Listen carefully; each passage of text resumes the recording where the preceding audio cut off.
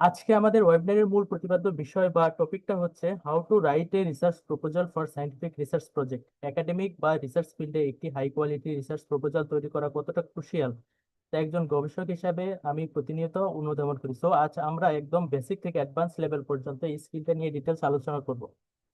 So আজকে আমাদের এই ওয়েবিনারের ফ্যাসিলিটেটর হিসেবে যিনি থাকবেন ডক্টর এলাহি খন্দকার স্যার, একজন গভর্নেন্স এন্ড পলিসি এক্সপার্ট হিসেবে কাজ করছেন বাংলাদেশ সেন্টার ফর হেলথ স্টাডিজে এবং একই সাথে আমাদের সেন্টার ফর বায়ো হেলথ রিসার্চের একজন অনারেবল সুপারভাইজার। সো আমি আর বেশি কথা বলবো না। সো আমরা এখন স্যারকে মাইকটা দিয়ে সেশনটা শুরু করার জন্য স্যারকে অনুরোধ করব। আর সেশন শুরু করার আগে সবাই একটু মাইক্রোফোনটা অফ করে রাখবেন যাতে নেসেসারি কোনো নয়েজটা না হয়। আর সেশনটা শুরু করার আগে আরেকটা ছোট্ট একটা ব্রিফ আপনাদেরকে দিয়ে রাখি। আমাদের চ্যাট বক্সে আমরা একটা হোয়াটসঅ্যাপ গ্রুপের লিংক দিয়েছি, যেখানে আমরা প্রতিনিয়ত কিছু ফ্রি সেশনের আয়োজন করার লক্ষ্যে একটা গ্রুপ ক্রিয়েট করেছি। আপনাদের কাছে রিকোয়েস্ট থাকবে সেই গ্রুপে সবাই একটু অ্যাটেন্ড করবেন। আর আমাদের সেন্টার ফর বায়ো হেলথ রিসার্চের পক্ষ থেকে যারা রিসার্চ ফিল্ডে অ্যাপ্লাইড ডাটা সায়েন্স এবং মেশিন লার্নিং শিখতে চান, তাদের জন্য একটা এক্সক্লুসিভ কোর্স আমরা অফার করতেছি applied data science and machine learning সম্পর্কে। সেটা যারা ইন্টারেস্টেড তারা আমাদের একটা গুগল ফর্ম দেওয়া আছে, সেটা কাইন্ডলি ফিল আপ করে দেবেন। এই তো, এখন আমি স্যারকে কর্ডিয়ালি অনুরোধ করব আপনি আপনাকে আসলে সেশনটা কন্ডাক্ট করার জন্য। আমি আপনাকে হোস্ট করে দিচ্ছি আর কি।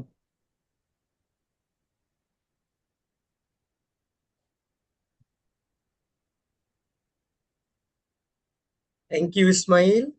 আমি একটু শেয়ার করে নিচ্ছি স্ক্রিনটা। আচ্ছা, এখনো স্যার আমি আপনাকে হোস্ট করি নাই, 1 মিনিট এখন। হুম, জি স্যার, আপনি এখন শুরু করতে পারেন।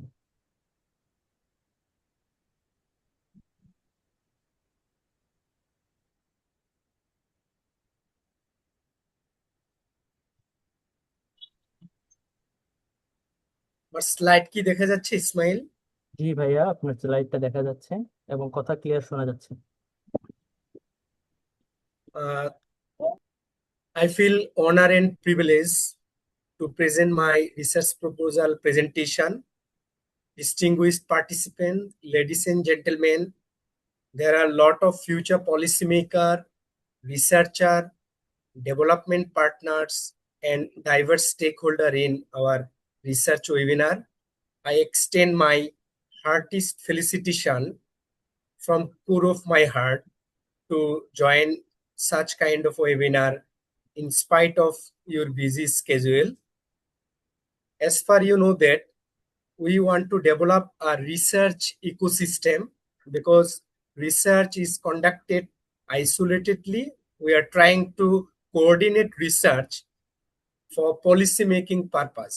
In our country, most of the policy are taken regarding assumption based, but we are trying to ensure the policy making from assumption based to evidence based policy making. This is called the paradigm shift. As far you know, also know that in our geopolitical and societal changes are very much complex. It is very much complex issue, so there is badly needed for research for innovation and the societal well-being. আমি both মেথডেই কথা বলছি। এখানে অনেক বাহিরের হোস্টও আছেন, গানা থেকে join করেছেন, USA থেকে, আর অধিকাংশই আমাদের বাংলাদেশ থেকে। আমি এই জন্য দুটো মেথডই বাংলা এবং ইংলিশে কন্টিনিউ করব। আমরা আমাদের আজকের যে রিসার্চ প্রপোজালের যে আউটলাইন, এখানে আমাদের 60 স্লাইড থাকবে। সেই স্লাইডটাকে আমরা 4টা ভাগে ভাগ করেছি।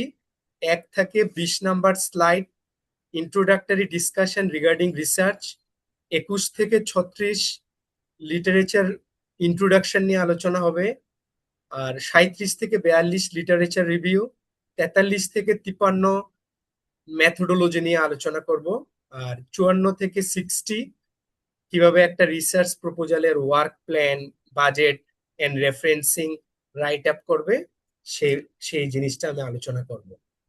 আমি আমার রিসার্চ রিলেটেড আলোচনায় যাওয়ার আগে আপনাদের সাথে আমার দুটো রিফ্লেকশন, দুটো এক্সপিরিয়েন্স শেয়ার করব। সেটা হচ্ছে, আপনারা জানেন যে রিসার্চ আমরা কেন করি। Research is a responsibility for the society. তা আমি এখানে, আপনারা জানেন who is the father of philosophy Socrates. এই সক্রেটিসের যে দুটো কাজ ছিল প্রাণিধানযোগ্য, তার একটি কাজ ছিল সত্যানুসন্ধান, ফ্যাক্ট ফাইন্ডিং করা, আর দ্বিতীয় কাজটি ছিল জ্ঞানানুশীলন, কগনিটিভ প্র্যাকটিস করা। তো আমরা মনে করছি from ancient period to advance পিরিয়ডে এই যে সত্যানুসন্ধান এবং জ্ঞান অনুশীলনে আমাদেরকে রিসার্চে ফোকাস করতে হবে। এবং আপনারা জানেন আমাদের যে কবি গুরু রবি ঠাকুর, ওনার একটা কবিতা ছিল, উনি রিসার্চের পার্সপেক্টিভেই সেই কবিতার দুটো লাইন আমি বলতে চাচ্ছি। উনি বলেছিলেন, সত্য যে কঠিন, কঠিনেরে ভালোবাসিলাম, সে কখনো করে না বঞ্চনা। আমাদের আলটিমেট গোল হচ্ছে এই রিসার্চের মাধ্যমে সত্যকে উদ্ঘাটন করা। এমনকি আপনারা জানেন যে আমাদের যে থিওলজিক্যাল পার্সপেক্টিভ, যে কোরআনের সূরা আল ইমরান 110-এর যে আয়াতে স্পষ্ট আছে যে কুনতুম খাইরা উম্মাতিন উখরিজাত লিন-নাসি তা'মিরুনা বিল মা'রুফি ওয়া তানহাউনা আনিল মুনকার, মানে আমি তোমাদেরকে সৃষ্টি করেছি সর্বশ্রেষ্ঠ জাতি হিসেবে, best creature of the creator. কেন? যেন তোমরা ভালো কাজ করো, ভালো কাজের উপদেশ দাও, খারাপ কাজ থেকে মানুষকে নিষেধ রাখো। আমরা আশা করি এই রিসার্চের মাধ্যমে আমরা এই ভালো কাজের উৎসাহটা দিব। আমি আমার সেকেন্ড স্লাইডে চলে যাচ্ছি। আমি ডক্টর এমডি ইলাহি খন্দকার, আমি governance and policy enthusiast, Bangladesh centre for health স্টাডিজে আছি, আর centre for bio health research বাংলাদেশেও আমি অ্যাডভাইজারি রোল প্লে করি। আমাদের মূল টার্গেট হচ্ছে আমরা আমাদের দেশে একটা রিসার্চ ইকোসিস্টেম গড়ে তুলতে চাই। রিসার্চ ইকোসিস্টেমে যেন আমরা আমাদের যে রিসার্চের মাধ্যমে যে জেনারেটেড এভিডেন্স জেনারেটেড হবে, সেই এভিডেন্স গুলো আমরা পলিসি, প্র্যাকটিস এবং প্রোগ্রামে ব্যবহার করতে পারি। আমরা আমাদের সেকেন্ড স্লাইডে যাচ্ছি। এটা হচ্ছে রিসার্চ প্রপোজালের একটা আউটলাইন। আপনারা এখন অবশ্যই টাইলসরি একদম হালকিতা টাইলসরিতা তোমরা আপনারা এখানে অনেকেই জানেন যে রিসার্চ প্রপোজালে এখানে অনেকে আমাদের ডক্টরেট, পোস্ট ডক্টরেট লোকজন আছে। আমি মনে করি ওনাদের সামনে খুব বেশি কথা বলা উদ্ধত্তপূর্ণ আচরণ, কিন্তু আমাদের যারা নিউ ফাইট আছে, আর্লি এবং মিড লেভেল রিসার্চ কেরিয়ারে যারা আছে, তাদের জন্য আমার কথা বলা। আর বাকি যারা এক্সপার্টিজ আছেন তারা ক্ষমা সুন্দর দৃষ্টিতে দেখবেন। আমরা একটা রিসার্চ প্রপোজাল বলতে কি বোঝাচ্ছি? একটা রিসার্চ প্রপোজাল হচ্ছে একটা ডকুমেন্ট যেখানে এক্সপ্লেইন করবে what you intend to research, why the research is important, and how you plan to conduct it. এটা হচ্ছে আমাদের রিসার্চ প্রপোজালের মূল পার্ট। রিসার্চ প্রপোজালে কিছু ভাইটাল কম্পোনেন্ট বা কন্টেন্ট থাকে, যেমন আমরা একটাকে টাইটেল বলি, সেকেন্ড ইন্ট্রোডাকশন থাকে, ইন্ট্রোডাকশনের মধ্যে background, statement of the problem, objective of the study, research question বা হাইপোথিসিস। তারপরে সেকেন্ড পার্টটাতে থাকে লিটারেচার রিভিউ, থার্ড পার্টে থাকে মেথোডোলজি, ফোর্থ পার্টে থাকে রেজাল্ট অথবা অ্যানালাইসিস, তারপরে work plan, timeline, budget and references. আমরা ওয়ান বাই ওয়ান এই জিনিসগুলো নিয়ে আমরা আলোচনা করব। আমরা এখন তাহলে প্রথম যে একেবারে লেইম্যান পার্ট থেকে ইন্ট্রোডাক্টরি কথাবার্তাগুলো, এগুলো আমরা 1 থেকে 20টা স্লাইড করার পরে একটা ছোট করে আপনাদের জন্য একটা পজ দিব। আমরা আসি, যেহেতু আমরা রিসার্চ নিয়ে কথা বলি, আমরা চেষ্টা করি হোয়াট ইজ রিসার্চ। আপনারা জানেন এখানে ওয়ার্ল্ড হেলথ অর্গানাইজেশন থেকে শুরু করে যারা internationally reputed research organisation platform আছে, তাদের অনেক ডেফিনেশন আছে। কিন্তু আমরা মনে করি যারা নিউফাইট বা আর্লি রিসার্চ কেরিয়ার, তাদের এইভাবে জানা উচিত যে research none can be considered as a scientific research unless it contributes to a body of science and it follows the scientific method। তার মানে আমরা বলছি তার দুটো কোয়ালিটিকে সে ফুলফিল করতে হবে, একটা বডি অফ সায়েন্স হবে আর একটা সায়েন্টিফিক মেথড হবে। এখন আমরা যখন এখানে সায়েন্সের শব্দটা নিয়ে আসি, ইউজুয়ালি আমরা অনেকে মনে করি তাহলে social science, is it science? আমরা এই জায়গায় চেষ্টা করব এক্সপ্লেনেশন বা ইলুসিডেশন দেওয়ার, যে সোশ্যাল সায়েন্সেও আমরা কিভাবে কাজ করব। এখন আমরা যারা সায়েন্স ব্যাকগ্রাউন্ডে পড়ে আসি, আমরা সবাই জানি যে সায়েন্স কাকে বলে। আমরা বলি science refers to a systematic an organized body of knowledge in any area of inquiry that is acquired using the scientific method. তার মানে আমরা বলছি এটা systematic and organised body of knowledge হবে, আর এটা আমরা বলছি আরেকটা সায়েন্টিফিক মেথডকে ফলো করতে হবে। আমরা সায়েন্টিফিক মেথডটা পরে কথাবার্তা বলবো। আমরা এখন সায়েন্সের মধ্যে science can be divided into parts. One would be the natural science, another would be the social science. এখন আমরা ন্যাচারাল সায়েন্সকে যদি একটু ক্লারিটি দেই আপনাদের সুবিধার্থে, ন্যাচারাল সায়েন্সকে আমরা জানি এটা তিনটা পার্ট আছে। একটা হচ্ছে ফিজিক্যাল সায়েন্স, একটা হচ্ছে আর্থ সায়েন্স, একটা হচ্ছে life science. Physical science all about the physical object and phenomena নিয়ে, যেমন সেটা ফিজিক্স, সেটা কেমিস্ট্রি এবং অ্যাস্ট্রোনমি। আপনারা জানেন ফিজিক্সে এনার্জি এবং ম্যাটার নিয়ে, ফিজিক্সে হচ্ছে এনার্জি এবং অবজেক্ট নিয়ে কাজ করে, কেমিস্ট্রিতে ম্যাটার নিয়ে কাজ করে, অ্যাস্ট্রোনমিতে সিলেস্টিয়াল বডি নিয়ে কাজ করে। এটা হচ্ছে ফিজিক্যাল সায়েন্স। আর আর্থ সায়েন্স হচ্ছে কোনটা, যেটাকে আমরা বলছি জিওলজি এবং ম্যাটেরিওলজি, ভূতত্ত্ববিদ্যা এবং হচ্ছে আবহাওয়াবিদ্যা। এই পার্টটা হচ্ছে আর্থ সায়েন্সে পড়ে।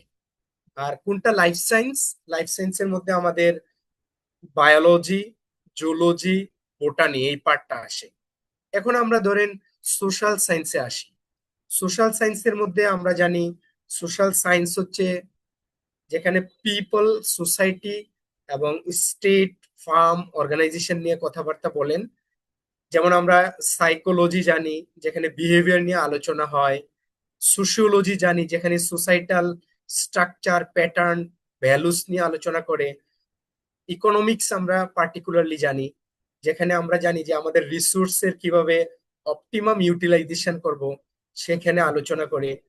পলিটিক্যাল সায়েন্সের ব্যাপারটা আমরা জানি যে একটা রাষ্ট্রের যে স্টেট অ্যাফেয়ার্স গুলো, গভর্নেন্স, পলিসি কিভাবে হবে সেটা ঠিক করে। তারপরে আমরা অ্যানথ্রোপোলজির কথা বলতে পারি, কিভাবে যে টোটাল একটা যে হিউম্যান হিস্ট্রির যে ইভলিউশনটা সেটা নিয়ে কাজ করে হচ্ছে অ্যানথ্রোপোলজি। আমরা যদি সায়েন্স এন্ড সায়েন্টিফিক রিসার্চে যাই, আমরা জানি রিসার্চের সায়েন্টিফিক নলেজ, আমরা বলেছি সায়েন্টিফিক নলেজটা কি হবে। আমাদের পরে আরেকটা অংশ বাকি থাকবে সায়েন্টিফিক মেথড। এখন scientific knowledge, the purpose of science is to create scientific knowledge. আপনারা জানেন যে আমাদের যে টোটাল শিক্ষা ব্যবস্থার তিনটা পার্ট আমরা বলি, একটা হচ্ছে knowledge generation, knowledge dissemination, knowledge application.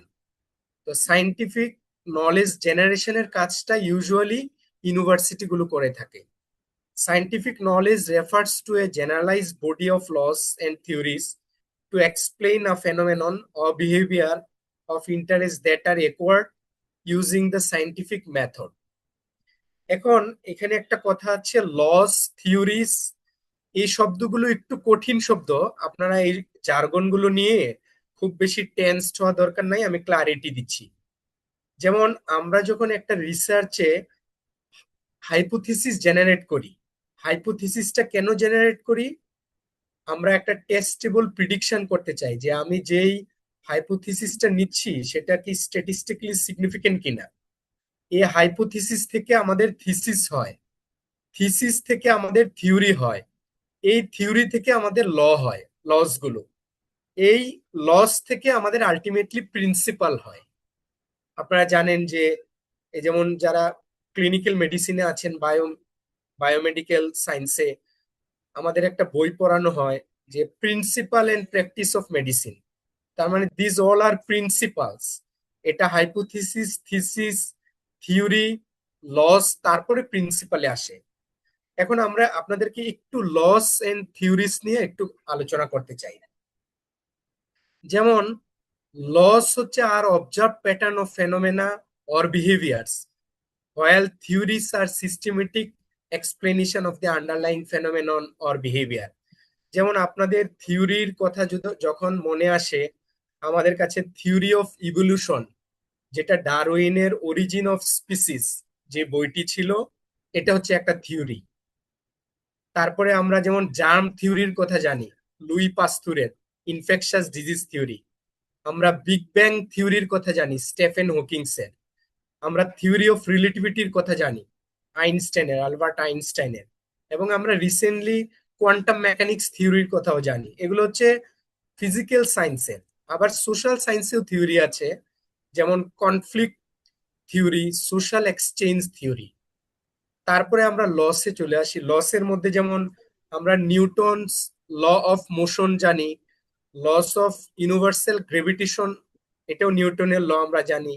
Mendelian ল সম্পর্কে আমরা জানি যে মেন্ডেলিয়ান ল এর law of dominance, law of assortment, law of আমাদের এখানে যে ডেভিয়েশন, এই যে তার যে তিনটা ল, তার মানে আমরা যখন একটা সায়েন্টিফিক নলেজে ফরম্যাট করব, আমি যেটা একটু ডিসকাস করতে চাচ্ছি সেটা হচ্ছে আমরা একটা হাইপোথিসিস থেকে কিভাবে হাইপোথিসিসটাকে থিসিসে কনভার্ট করে, তারপরে থিওরি বিল্ডিং বা থিওরি টেস্টিং, তারপরে লস, তারপরে প্রিন্সিপালে কানেক্ট করব। এই লিঙ্কটা আপনাদেরকে একটু শেয়ার করতে চাচ্ছিলাম। এটা হচ্ছে আমাদের এই থিওরি থেকে কিভাবে, হাইপোথিসিস থেকে কিভাবে প্রিন্সিপালে কানেক্ট হয়। এখানে আসেন যে আমরা যেটা বলছি সায়েন্স, আমরা সায়েন্টিফিক রিসার্চটা এখানে আমাদের নিচের যে ডায়াগ্রামটা দেখেন যে থিওরি আর অবজারভেশন, নিচের যে পার্টটা, এই থিওরি অবজারভেশনে আপনারা এখানে যেহেতু অনেকেই ডক্টরাল পোস্ট ডক্টরাল লোকজন আছেন, ওনারা এই ব্যাপারটা অনেক ভালো জানেন যে আমরা বলি ডিডাকটিভ রিজনিং, ইন্ডাকটিভ রিজনিং, কিন্তু যারা এটা আর্লি বার্ড রিসার্চার তাদের জন্য এটা এখন মনে রাখা দরকার নাই যে আমরা একটা অবজারভেশন থেকে কিভাবে থিওরি বিল্ডিং করতে পারি বা থিওরি টেস্টিং করতে পারি। তা আমরা যদি এটা স্পেসিফিক থেকে জেনারেলে যাই আমরা এটাকে বলি ডিডাকটিভ রিজনিং, আবার যদি আমরা জেনারেল থেকে স্পেসিফিকে আসি এটাকে বলি আমরা ইন্ডাকটিভ রিজনিং। আমি এখানে একটা ছোট স্টোরি শেয়ার করতে চাই। দেখেন, রিসার্চার হওয়ার জন্য আপনাকে যে অনেক মেথোডোলজিক্যাল বা সায়েন্টিফিক জার্গন জানা দরকার তা না। দেখেন, একজন ডক্টর অ্যাটেন্ডেন্ট একটা রিসার্চের একটা অবজারভেশন দিয়ে কিভাবে রিসার্চ করেছেন এটা আমি একটু শেয়ার করতে চাই আপনাদেরকে। একজন কার্ডিওলজিস্টের অ্যাটেন্ডেন্ট হসপিটালের, উনি খেয়াল করে দেখলেন যে ওনার যে চেয়ারগুলো আছে, ওনার যে পেশেন্টরা এসে বসে, উনি প্রতি বছর এটা 2বার করে চেয়ারগুলোকে চেঞ্জ করতে হয়, কারণ চেয়ারের যে এজ গুলো আছে, প্রান্ত কর্নার, এগুলোকে টিয়ারিং করে ফেলে ফোমের চেয়ার। আর অন দি আদার হ্যান্ড তার অপোজিটে আরেকজন অ্যাটেন্ডেন্ট গ্যাস্ট্রোএন্টারোলজিস্ট, ডক্টরের অ্যাটেন্ডেন্ট, উনি দেখলেন যে না, তার চেয়ারগুলো 2 বছর পর পর চেঞ্জ করে। পরে একজন অ্যাটেন্ডেন্ট খেয়াল করলেন যে না, তাহলে আমার এই অবস্থাটা কেন হচ্ছে। তারপরে উনি একটা কনক্লুশন ড্র করলেন ফ্রম হিজ ডিপ অবজারভেশন যে যারা কার্ডিয়াক পেশেন্ট তারা হচ্ছে টাইপ 1 পার্সোনালিটির হয়, তাদের ভিতরে রেস্টলেসনেস কাজ করে, সুতরাং ওরা যখন বসে থাকে তারা সেটেল ডাউন থাকতে পারে না, তারা আনসেটেলড মুভমেন্ট করে। দেন এটা আপনারা জানেন হার্টসের যে দি হার্ট টেক্সট বুক, তারপরে এটাকে প্রিন্সিপাল হিসেবে অ্যাড করে নিয়েছে যে right type 1 personality could be the risk factor for the coronary artery disease. আমি এটা বলে বুঝাতে চাচ্ছি যে আপনারা যারা রিসার্চ করেন, আপনারা হয়তো you might not deep experience about the statistical, methodological or philosophical dimension, but never be frustrated or bored. আপনার ছোট একটা অবজারভেশনও একসময় হয়তো এই রিসার্চে কন্ট্রিবিউট করবে। আমরা পরের স্লাইডে যে সায়েন্টিফিক মেথড এর কথাটা বলছি, আমরা বলছি যে আমার যে কোনো আমার ডিসক্রিশনারি মেথডকে আমি রিসার্চ বলবো না। এই মেথডটা অবশ্যই একটা সায়েন্টিফিক মেথডকে কমপ্লাই করতে হবে, ফলো করতে হবে। সেই সায়েন্টিফিক মেথডটা হতে হবে লজিক্যাল, কনফার্মেবল, রিপিটেবল এন্ড স্ক্রুটিনাইজেবল। স্ক্রুটিনাইজেবল ওয়ার্ডটাকে আমি একটু ক্লারিটি দিচ্ছি যে আমি যে কাজটা করছি এটা আদার্স কোনো পিয়ার, আমরা যেটাকে পিয়ার রিভিউ বলি, আমার এই সমকক্ষের একজন এক্সপার্ট দিয়ে এটাকে আমরা স্ক্রুটিনি করতে পারবো। এমন না যে আমরাই শুধু, আমি যে কাজটা করব এটা আর অন্য কেউ পারবে না, এমন হবে না। সায়েন্টিফিক মেথডে ইট শুড বি স্ক্রুটিনাইজেবল। আমরা এখানে আপনাদের জন্য একটা চেষ্টা করেছি, একটা ডিকু পিরামিড বলে এটাকে, ডিকু মডেল, যে আমরা যেহেতু রিসার্চে আসছি যে আমরা কিভাবে একটা ডিকু মডেলটাকে ইনকর্পোরেট করব রিসার্চে। আপনারা জানেন ডিকু মানে হচ্ছে data, information, knowledge and wisdom. আমি ছোট্ট একটা এক্সাম্পল দিয়ে আপনাদেরকে এটা বোঝানোর চেষ্টা করব। যেমন একটা ভেরিয়েবল হচ্ছে এইজ। তা আমি বললাম একটা বাচ্চার এইজ 4, এই 4 হচ্ছে আমার একটা ডেটা। কিন্তু 4 যখন আমি 4 ইন ইয়ার্সে, এই ডেটা ইটসেলফ নাথিং, এটা মিনিংলেস। কিন্তু আমরা যখন এই ডেটাটাকে ট্রান্সফর্ম করব ইনফরমেশনে, আমরা যখন বলবো 4 ইন ইয়ার্স, তখন আমরা বুঝবো এটা হচ্ছে একটা শিশুদের চাইল্ড যে ডিজিজ প্রোন যে টাইম, সেই ডিজিজ প্রোন টাইমের মধ্যে পড়ছে, মানে এটা একটা মিনিং দিচ্ছে। তারপরে যখন আমরা এটা নলেজে নিব, এটা নলেজ হবে যে এই ইনফরমেশনটা আমাকে, information itself tells the story about the data or variable. যে আমরা বুঝলাম যে না, 4 বছর হচ্ছে এটা একটা vulnerable to child disease age. আর উইজডম কি? এই নলেজটাকে দিয়ে যখন আমি কোনো অ্যাপ্লিকেশন করব, যেমন আমি তাহলে আন্ডার 5 চাইল্ড এজের যে ডিজিজ গুলো আছে, আমি চাইলে তার জন্য ইপিআই যে স্কেজুয়েল, আমি এই নলেজটা অ্যাপ্লিকেশন করতে পারি। রিসেন্টলি আমাদের যে আউটব্রেক হচ্ছে একটা মিজেলসের, এই যে ইমিউনাইজেশনের কারণে, এই যে আমি ইনফেকশাস ডিজিজের প্যাটার্নটা বুঝে আমি এই যে নলেজটাকে অ্যাপ্লিকেশন করব, এই অ্যাপ্লিকেশনটা হচ্ছে উইজডম। আমাকে যে ইনসাইট দিবে, ইনসাইট যখন আমি অ্যাপ্লিকেশন বা ইউটিলাইজেশন করব, দেন এটা হবে উইজডম। এই জন্য আমি এখানে চেষ্টা করেছি আপনাদেরকে ডিকু পিরামিডটাকে এক্সপ্লেইন করার। আমরা তারপরে আসছি ডাইমেনশন অফ রিসার্চে। আপনারা জানেন কোনো একটা নেশন ডেভেলপ করার জন্য রিসার্চ খুবই অনস্বীকার্য। রিসার্চের আমরা বলছি যে প্রবলেমটাকে আইডেন্টিফাই করার জন্য রিসার্চ, যেমন এক্সপ্লোরেটরি রিসার্চ হচ্ছে টু আইডেন্টিফাই দ্য প্রবলেম, আবার ডেসক্রিপটিভ বা কনস্ট্রাকটিভ রিসার্চ হচ্ছে to identify the solution of A problem. তার মানে প্রবলেমের সলিউশনও আমাকে রিসার্চ করতে হবে। আর এক্সপ্লেনেটরি এবং এম্পিরিক্যাল রিসার্চ হচ্ছে আমার যে সলিউশনটা আছে, সেই সেই সলিউশনটা কি ফিজিবল কিনা।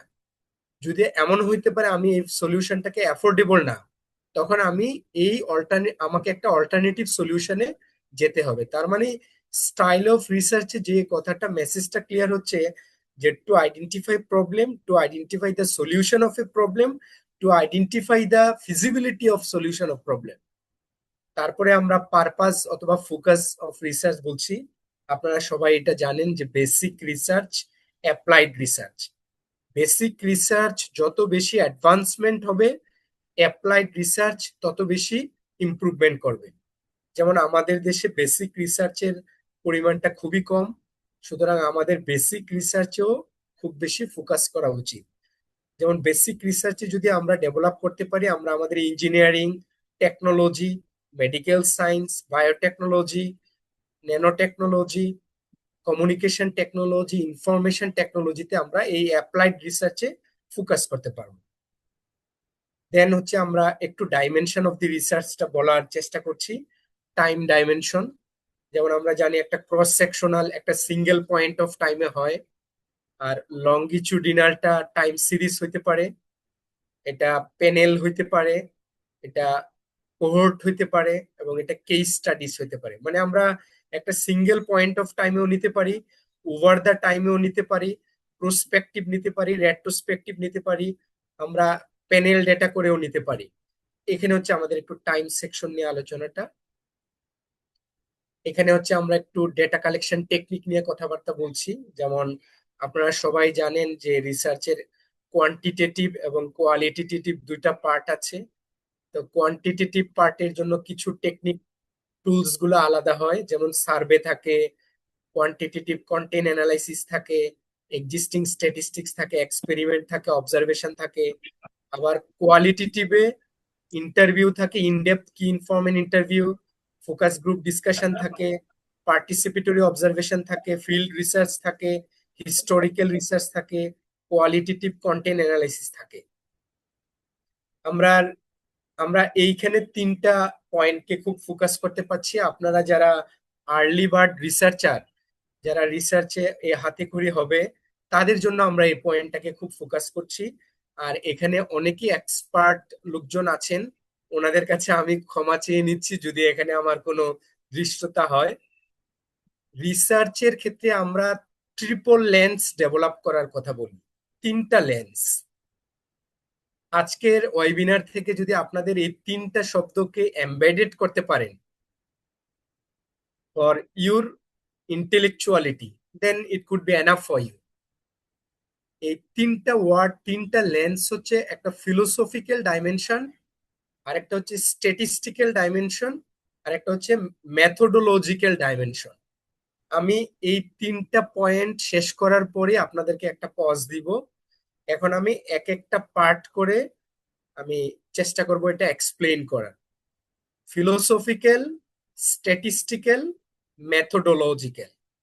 ফিলোসফিক্যাল এর মধ্যে আপনারা জানেন যে এখানে অন্টোলজি এবং ইপিস্টেমোলজির যে রোল টু কন্ডাক্ট রিসার্চ খুবই ক্রুশিয়াল রোল প্লে করে। আর স্ট্যাটিস্টিক্যাল এর মধ্যে ডেসক্রিপটিভ ইনফারেন্সিয়াল, এটা এটা আমি চেষ্টা করব বলার জন্য। আর মেথোডোলজিক্যাল পার্টটা, রিসার্চ অ্যাপ্রোচটা আমরা এক্সপ্লেন করব। এখন আমরা let's move one by one. আমরা ফিলোসফিক্যাল ডাইমেনশন থেকে দুটো ওয়ার্ডকে পিক করার চেষ্টা করেছি, একটা হচ্ছে অন্টোলজি আর একটা হচ্ছে ইপিস্টেমোলজি। আমি যদি অন্টোলজিটা আপনাদেরকে একটু আইডিয়াটা দেওয়ার চেষ্টা করি, যে অন্টোলজি হচ্ছে হোয়াট ইজ দ্য রিয়েলিটি, আমার এক্স্যাক্টলি রিয়েলিটিতে কি আছে, কি হচ্ছে এখন। যেমন আমি যদি আপনাদেরকে এখানে একটা প্র্যাকটিক্যাল এক্সাম্পল দিয়ে এটা এক্সপ্লেন করতে চাই, যেমন আগে আমাদের দেশে জেন্ডার বেস ভায়োলেন্সের one of the most prominent cause was dowry execution, মানে যৌতুকের উপরে যৌতুকের কারণে নির্যাতন ছিল। অথচ আপনারা দেখেন রাইট নাও এটা কিন্তু শিফটিং হয়েছে, এটাকে আমরা বলি চেঞ্জিং ডাইনামিক্স। এটা এখন অনেকটা এই যে আপনি এই জেন্ডার বেস ভায়োলেন্স, এটা এক্সট্রা ম্যারিটাল অ্যাফেয়ার্স অথবা মোবাইলের যে কানেক্টিভিটির কারণে টেকনোলজিক্যাল ইনভলভমেন্টটা চলে আসছে। এখন রিসার্চারকে অন্টোলজিক্যাল এক্সপ্লেনেশনটা দেখতে হয় যে আমার রিয়েলিটিতে এখন কি হচ্ছে। আমার কোনো রিসার্চার যদি সেই পাস্ট জেন্ডার বেস ভায়োলেন্সের কজ ধরে কাজটা করেন, তাহলে উনি এই কাজটা থেকে প্রপার ইন্টারভেনশন যে ডেভেলপমেন্ট ইন্টারভেনশনটা ডিজাইন করবেন, এটা হয়তো ভালো রেজাল্ট না হতেও পারে।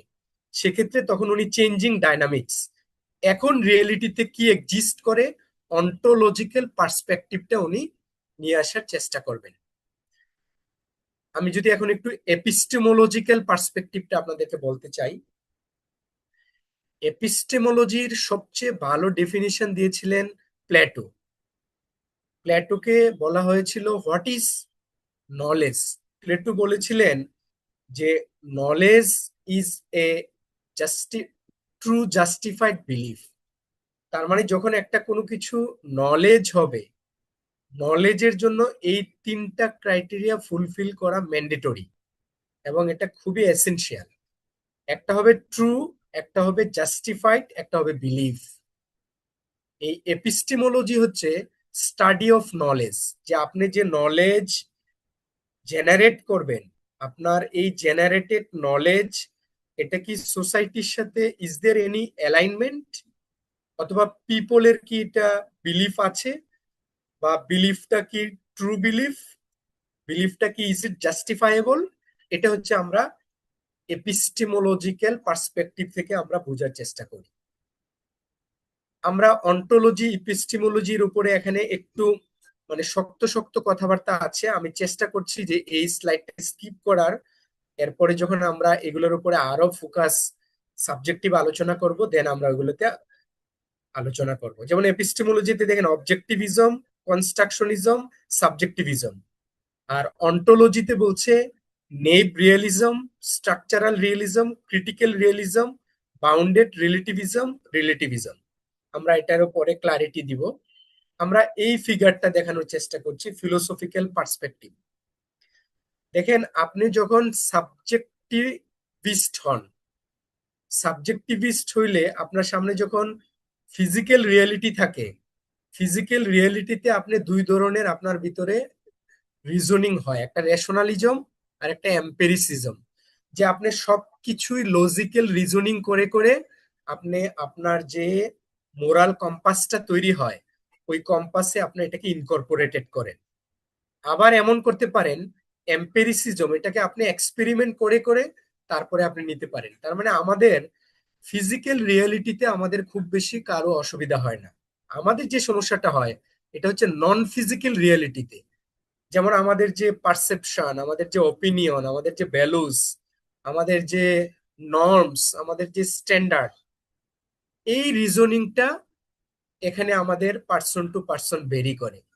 তো এখানে I am trying to Inception of rationality in your human psyche, যে লজিক্যাল রিজনিংটা থাকুক।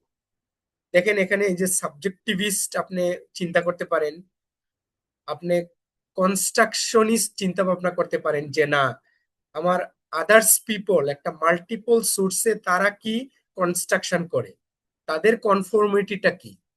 অথবা অবজেক্টিভিস্ট পার্সপেক্টিভে আপনি করতে পারেন, যে অবজেক্ট ফোকাস। এই ফিগারটাতেও আমি চেষ্টা করেছি আপনাদেরকে একটা আইডিয়া দেওয়ার, যে এপিস্টেমোলজি এবং অন্টোলজিক্যাল ভিউটা কিভাবে আপনার ডেভেলপ হবে। তারপরে আমরা একটু চলে আসছি যে স্ট্যাটিস্টিক্যাল পার্টে। স্ট্যাটিস্টিক্যাল পার্টের জন্য এখানে আমি জানি ম্যাথমেটিক্সে মাস্টার্স করা আমার একজন ভাগ্নিও আছেন, সে ম্যাথমেটিক্সে খুবই এক্সপার্ট, তার কাছ থেকে মাঝে মধ্যে আমি সাহায্য নেই। তো এখানে আমি যেটা বলতে চাচ্ছি, আপনার যখন ফিলোসফিক্যাল পার্সপেক্টিভ বা লেন্সটা ডেভেলপ হয়ে যাবে, second lens would be statistical lens. এখন স্ট্যাটিস্টিক্যাল লেন্সে আপনি কি কি মানে কোন কোন ইন্টারডিসিপ্লিনারি পার্ট আপনার দরকার। আপনার ম্যাথমেটিক্স দরকার, আপনার স্ট্যাটিস্টিক্স দরকার, আপনার ইকোনোমেট্রিক্স দরকার।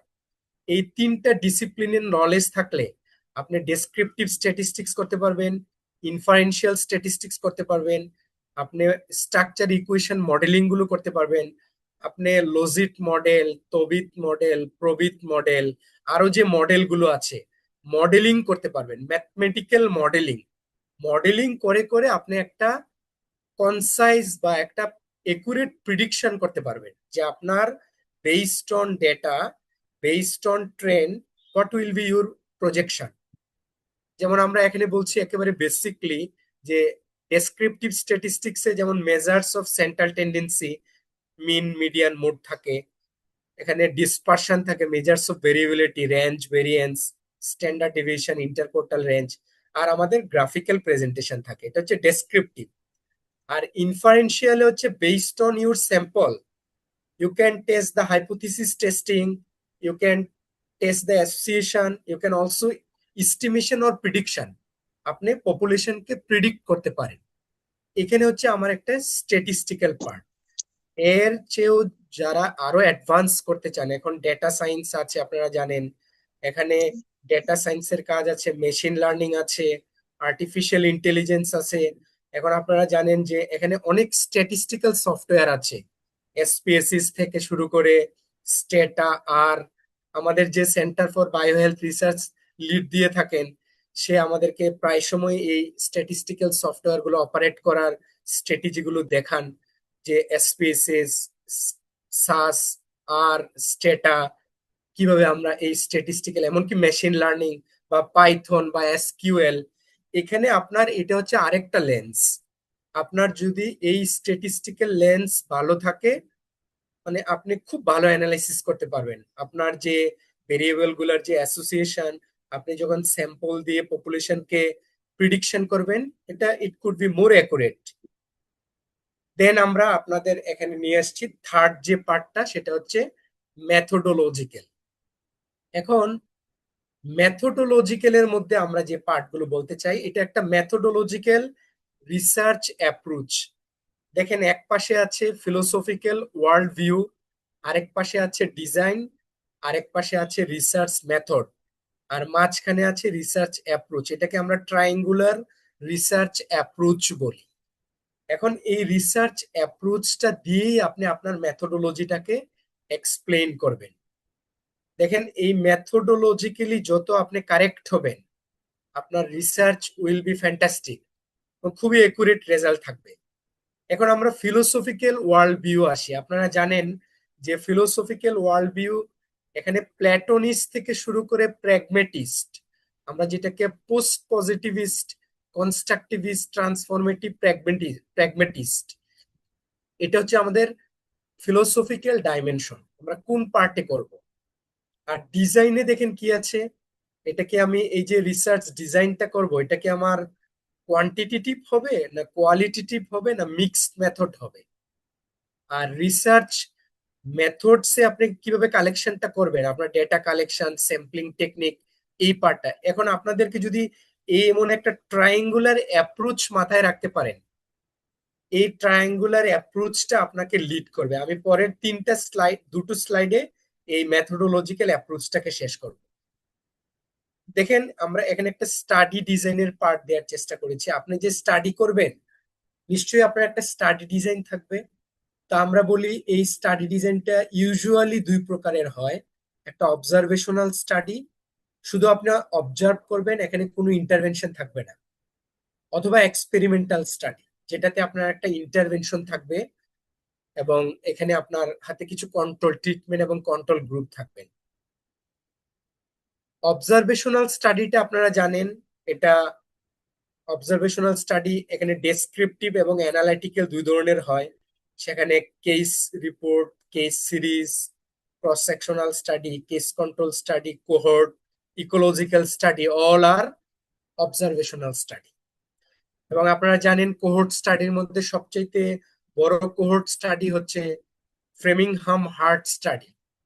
এবং আপনারা জানেন যে কেস কন্ট্রোলের মধ্যে স্টেপটোমাইসিন কন্ট্রোল ট্রায়াল, যেই ট্রায়ালের মাধ্যমে টিউবারকুলোসিসের মেডিসিন আবিষ্কার হয়েছে। এবং ইকোলজিক্যাল স্টাডির মধ্যে সল্টে যে আয়োডাইজ সল্ট, এই পার্টটা চলে আসছে। এটা হচ্ছে অবজারভেশনাল স্টাডি। এক্সপেরিমেন্টাল স্টাডিটা তিন ধরনের হয়, এখানে আমি এটা পুরোটা নিয়ে আসতে পারি নাই। যেমন একটা clinical trial, community trial, field trial. Clinical ট্রায়ালটা দুই রকমের হয়, একটা র্যান্ডমাইজড কন্ট্রোল ট্রায়াল আর একটা নন র্যান্ডমাইজড কন্ট্রোল ট্রায়াল। এটা this is all about the study design. তাহলে আপনি যখন স্টাডি করবেন আপনাকে এই স্টাডি ডিজাইনটা মাথায় রাখতে হবে যে আপনি কোন ধরনের রিসার্চে কোন স্টাডিটা অ্যাপ্লিকেবল হবে। তারপরে আমরা চেষ্টা করেছি এখানে আপনি যে এই যে আপনার যে একটা বিশাল পপুলেশন থেকে আপনি যে স্যাম্পল নিবেন, এই যে স্যাম্পল নেয়ার যে স্যাম্পলিং এর যে টেকনিক, যে সেটা কি প্রবাবিলিটি স্যাম্পলিং করবেন না নন প্রবাবিলিটি। প্রবাবিলিটির মধ্যে কি আপনি সিম্পল সিম্পল র্যান্ডম করবেন, সিস্টেমেটিক করবেন, ক্লাস্টার করবেন, না স্ট্রেটিফাইড করবেন, না মাল্টি স্টেজ বা মাল্টি ফেজে করবেন। এবং নন প্রবাবিলিটি স্যাম্পলিং এ আপনি কি কোটা করবেন, পারপাসিভ করবেন, কনভিনিয়েন্স করবেন, জাজমেন্টাল করবেন, না স্নোবল করবেন। এই টাইপস অফ স্যাম্পলিং এর উপরেই একটা লেকচার হয়। তো আমরা আপনাদেরকে চেষ্টা করেছি গ্লিমসেস অফ দি স্যাম্পলিংটা দেয়ার। কারো যদি এরপরে আমরা যখন কোনো সেশন কন্ডাক্ট করব আমরা এগুলোর উপরে আরো ডিটেইলিং করব। এটা হচ্ছে মেথডস অফ ডেটা কালেকশন। সেটা প্রাইমারি ডেটা হইতে পারে, সেকেন্ডারি ডেটা হইতে পারে। প্রাইমারি ডেটার ক্ষেত্রে আপনি survey, observation, interview, questionnaire, scheduling করে আপনি করতে পারেন। আর সেকেন্ডারি সোর্সের মধ্যে যেমন গভর্নমেন্টের অনেক সোর্স আছে। আমাদের দেশে হেলথে ইউজুয়ালি সেন্সাস ডেটা থাকে, বিবিএস এর house hold income expenditure data থাকে, বাংলাদেশ ডেমোগ্রাফি হেলথ সার্ভে থাকে, ইউনিসেফের মাল্টিপল ইন্ডিকেটর ক্লাস্টার সার্ভে থাকে, নিপোর্টের বিডিএইচএস থাকে, বাংলাদেশ ডেমোগ্রাফিক হেলথ সার্ভে। সুতরাং অনেক, আপনি ডিজি হেলথের এমআইএস আছে, আপনি সেকেন্ডারি অনেক ডকুমেন্ট নিয়েও কাজ করতে পারেন। এটা ইটস কনভিনিয়েন্ট টু ইউ, আপনার ক্ষেত্রে যেটা কনভিনিয়েন্ট হবে। এই হচ্ছে আমার একটা ফার্স্ট 20টা স্লাইডের একটা স্লট। আমি চাচ্ছি এখানে আপনাদের যদি কারো কোনো কোয়ারি থাকে ছোটখাটো, আমি একটু প্রশ্ন নিতে চাচ্ছি।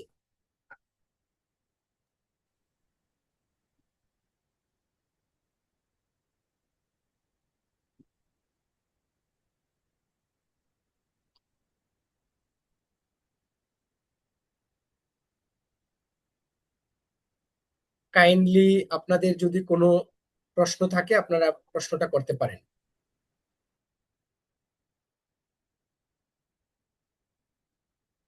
হ্যালো, আসসালামু আলাইকুম ভাইয়া। জি। ভাইয়া, আমার কথা শোনা যাচ্ছে? জি, শুনতে পাচ্ছি। জি।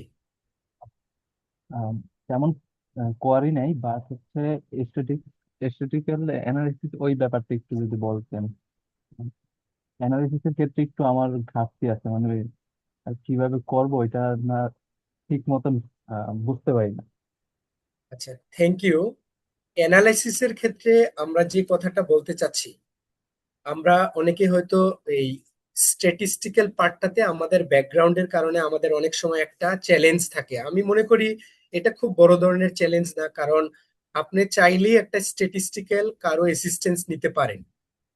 এখন আপনার ডিপেন্ড করবে এটা কোন ধরনের রিসার্চ, কোন টাইপের আপনি অ্যানালাইসিস করতে চাচ্ছেন।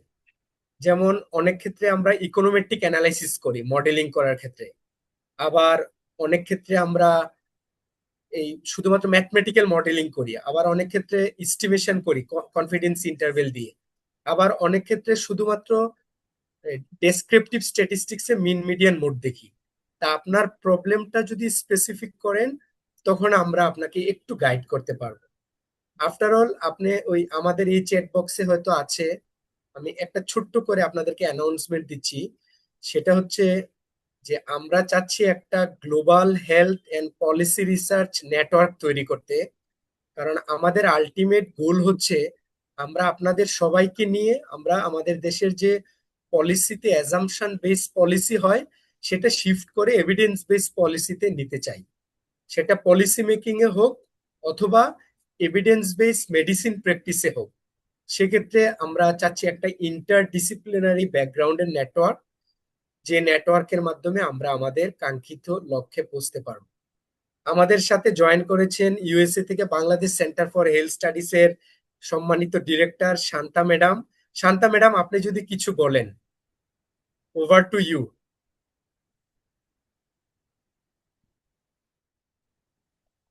ধন্যবাদ। আমাকে শোনা যাচ্ছে? জি ম্যাডাম, আপনাকে জি শুনতে স্যার। পাচ্ছি।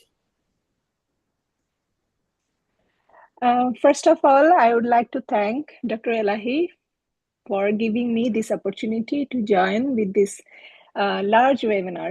I cannot see how many participants are there, but it's a large one, I think, and it's a great opportunity to combine such a large people in one platform.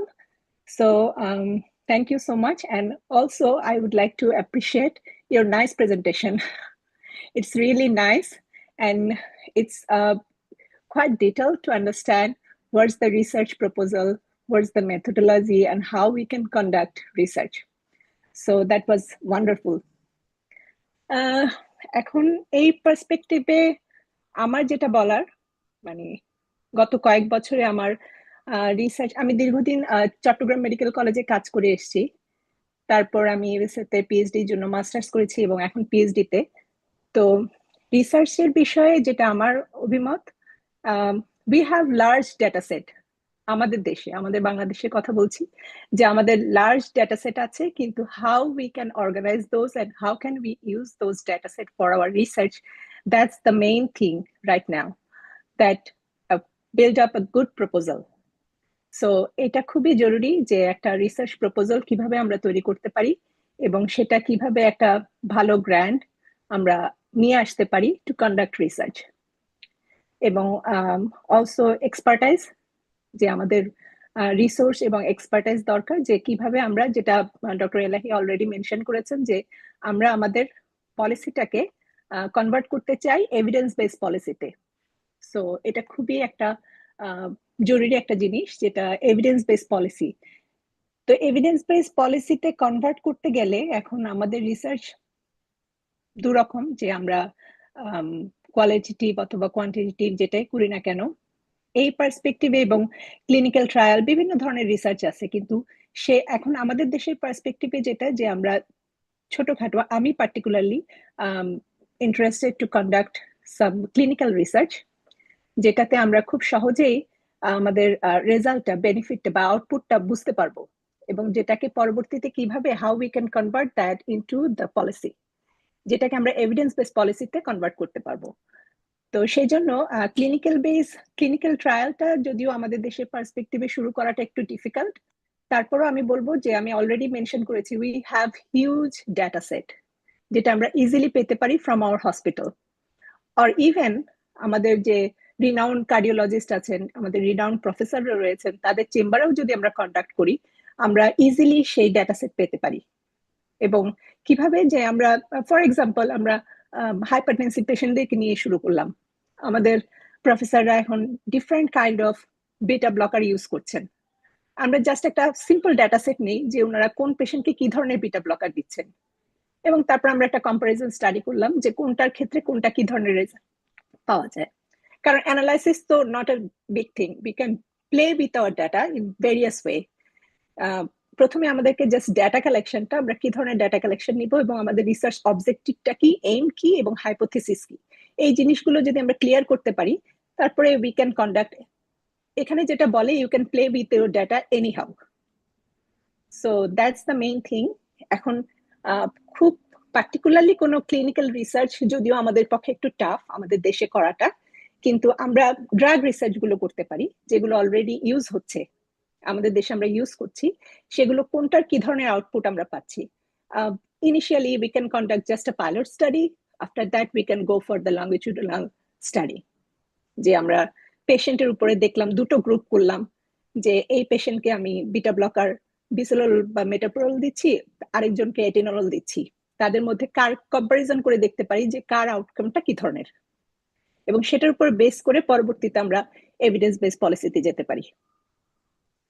So this is the primary initial idea, কিন্তু তার আগে আমাদের একটা ভালো understanding দরকার, যেটা already doctor এলাহি mention করেছেন, যে রিসার্চ প্রপোজাল বা রিসার্চটা আমরা কিভাবে কন্ডাক্ট করব, সেটা যে প্রিলিমিনারি বেসটা সেটা আমাদের জানাটা খুব জরুরি।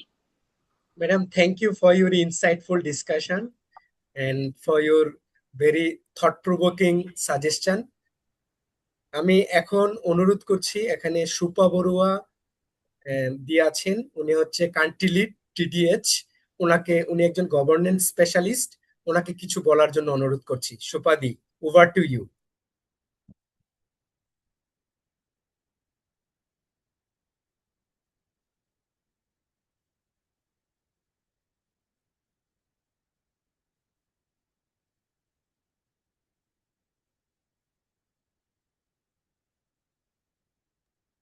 সুপা দি, আপনি কি আমাকে শুনতে পাচ্ছেন?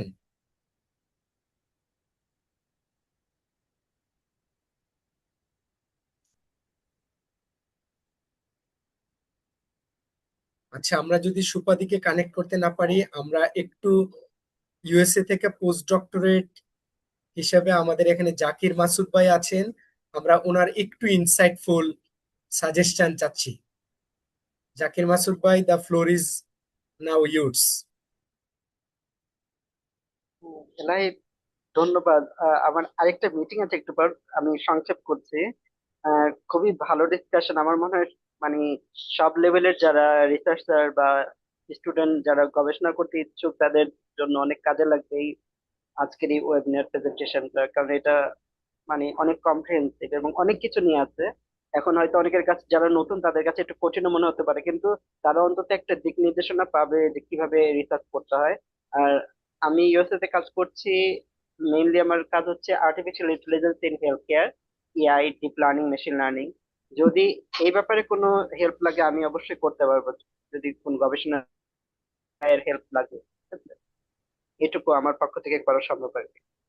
Thank you, thank you, thank you আপনাকে, আপনি আমাদের এই সাপোর্ট দেওয়ার জন্য। আমাদের সাথে এখানে আছেন ডক্টর অনুপম সাহা, বিআরটিসি স্যার, খুবই রিসার্চের প্রতি একজন ডেডিকেটেড মানুষ। আমি স্যারের টিমে কাজ করি, স্যার আমাকে সুযোগ করে দিয়েছেন। স্যারকে কিছু বলার জন্য অনুরোধ করছি। Sir, the floor is yours. না, আমি আসলে এই মাত্র যুক্ত হলাম, একটু বাইরে ছিলাম। তো বরাবরই আমার তো রিসার্চের প্রতি অনুরাগ আছে, এবং এলাই যেভাবে কাজ করছে সবাইকে নিয়ে খুব ইন্সপায়ারিং। তো আমার মানে দীর্ঘ 2007-এ আমি পিএইচডি করেছি। তো পিএইচডির পর থেকে ওই মানে খুব একটা যে মানে একাডেমিক ফিল্ডে খুব বিচরণ হয়েছে তা না, ওইখানেই বলতে গেলে আমার মানে একটা halt.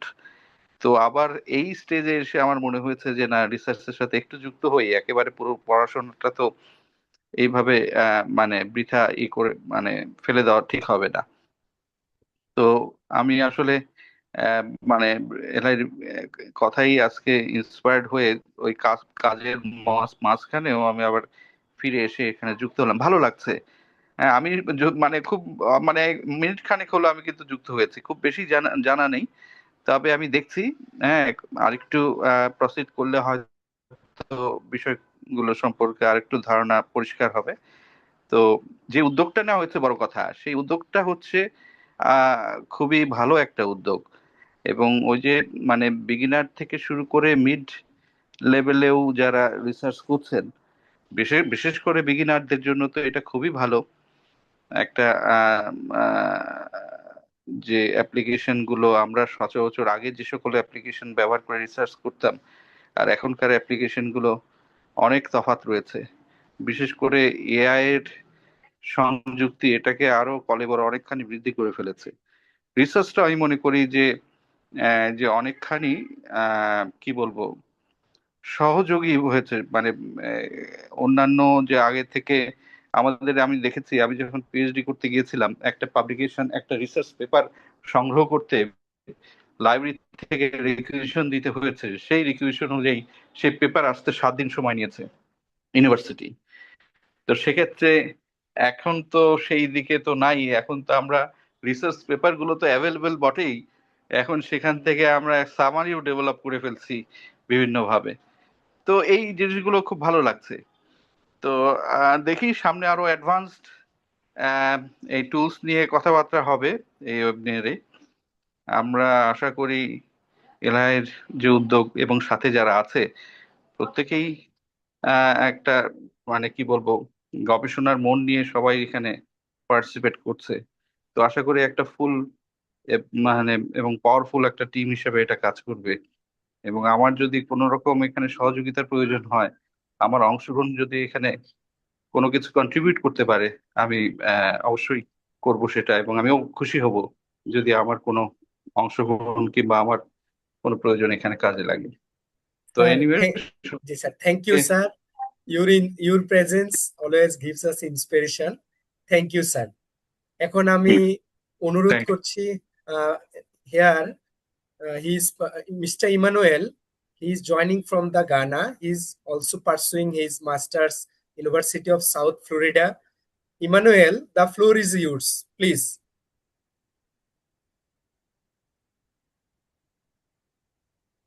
Emmanuel, can you hear Hello, me? Doc. Yeah, Doc, I can hear you. Thank you so much for this opportunity you have given me. I really appreciate it and I don't take it for granted. In fact, you are doing a good job. This is a very great gathering. And of course, your presentation was on point, everything. You did a great job. And hi, everyone. I am Emmanuel from Ghana, and I am very happy to join you all here. I have learned a lot of, research skills through this seminar that Dr. Alahi has just presented. It is very, very insightful. And then,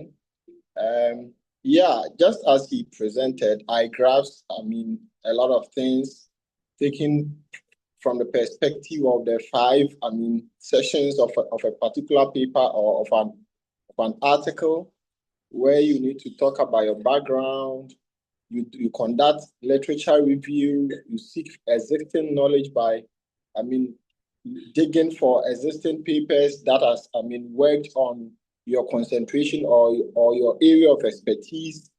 And also, after that, you look into your methodology, the models that you would like to use, the econometric models, data types, and also the data sources available to you, so that you can make the most out of the,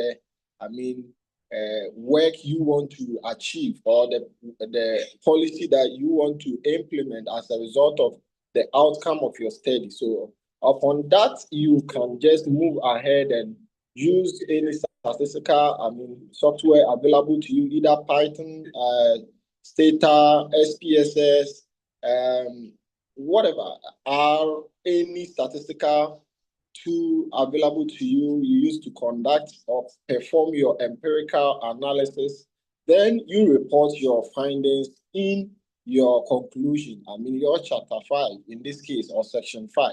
Sorry, your section 5 in this case, you report your findings there. And of course, in Ghana here, basically, that is how we have been conducting our research, just as Dr. Alayi has delivered onto us, and it is very, very insightful. He has even gone ahead to dig more into various sections in, research paper, and I am very happy to have joined this, meeting and seminar, because it has really, expand my knowledge in research. Thank you so much, Dr. Alayi. You are very, you are very, very good at this, research thing. I have really learned a lot. Thank you so much. Thank you, Emmanuel. Your presence indicates our continental collaboration. We are Of course. thinking beyond our boundaries. We are also trying to work in the global health research. Thank you for your insightful discussion. আমি Thank you. এখন একজন খুবই আমাদের দেশের prominent evidence based medicine practice করেন, prominent endocrinologist doctor Suman Rahman Chowdhury স্যারকে কিছু বলার জন্য অনুরোধ করছি। আপনার এখানে উপস্থিতি আমাদেরকে অনেক ইন্সপিরেশন দিচ্ছে। Please, the floor is yours now. Thank you very much, Alai bhai. It's been a long time. অনেকদিন পর দেখা হচ্ছে। Virtually হচ্ছে, physically তো হচ্ছে না অনেকদিন ধরে। So I'm not here as an expert, I'm here as a participant. আজকে নতুন করে আপনার থেকে কিছু শেখার জন্য আবার একটু যোগ দিলাম। And I've already done some courses with your Center for Health and Biomedical Research. So basically, I'm an endocrinologist. I'm also interested in research since I've done my MPH also. So I'm a research which is basically on epidemiology of diabetes, complications, as well as I'm starting a new research on obesity management and obesity gene identification. And also I've done a lot of genetic studies on type 2 diabetes and their etiology. So the future is, I think, based on these finding these genetic markers and biomarkers, and to find some cost-effective solutions. Since we are living in a poor resource setting, I think we should look into these resourceful biomarkers. Our master's thesis, among our MPH thesis, was just to look into these cost-effective biomarkers that we can find out in, let's say, in diabetic retinopathy, nephropathy. যেন আমরা early যেন detection করতে পারি, screening করতে পারি। And আমরা জানি যে these investigations are quite expensive in our country. Genetic variations, if you want to find, also very much expensive. একটা PCR করে gene বের করা is quite expensive. তো আমরা যদি known gene গুলো যদি বের করতে পারি, যে what could cause diabetes, what could cause obesity, maybe in the primordial or primary prevention strategies, we can implement them for high-risk populations. Again, thank you, Alai bhai, for giving me the opportunity to speak something about myself as well as about you. I'm very happy to see you, and I wish you all the best. আমি দেখতেছি আপনাকে ফেসবুকে, আমি দেখি you're rising quite rapidly, I would say, and I'm very proud of you. Thank you. Thank you. You are doing fantastic research in proteomics and genomics. You are really practicing evidence-based medicine in our country. So you can be play an harbinger role in clinical medicine. Thank you for your insightful comment. আমি এখন request করছি আঞ্জুমানারা আপুকে। আমি যদিও খুব আপনাদেরকে ভালো পরিচিত না, প্লিজ আপু একটু আপনি শেয়ার করেন আপনার কিছু থট, দেন আমরা আমাদের আবার সেশনে চলে যাব, অথবা ইসমাইল আমাদেরকে একটু গাইড করবে আর কে কে একটু বলতে পারেন। Ismail, over to you. ভাইয়া আঞ্জুমান আপুকে একটু ফ্লোরটা দেন, উনি বলার পরেই দেন আমরা স্লাইডে যেতে পারি আর কি। আঞ্জুমানা আপু, please, the floor is yours. আপনি একটু আমাদেরকে এনলাইটেন করেন regarding research. Possibly you are also pursuing PhD in USA. আপু কি আছেন?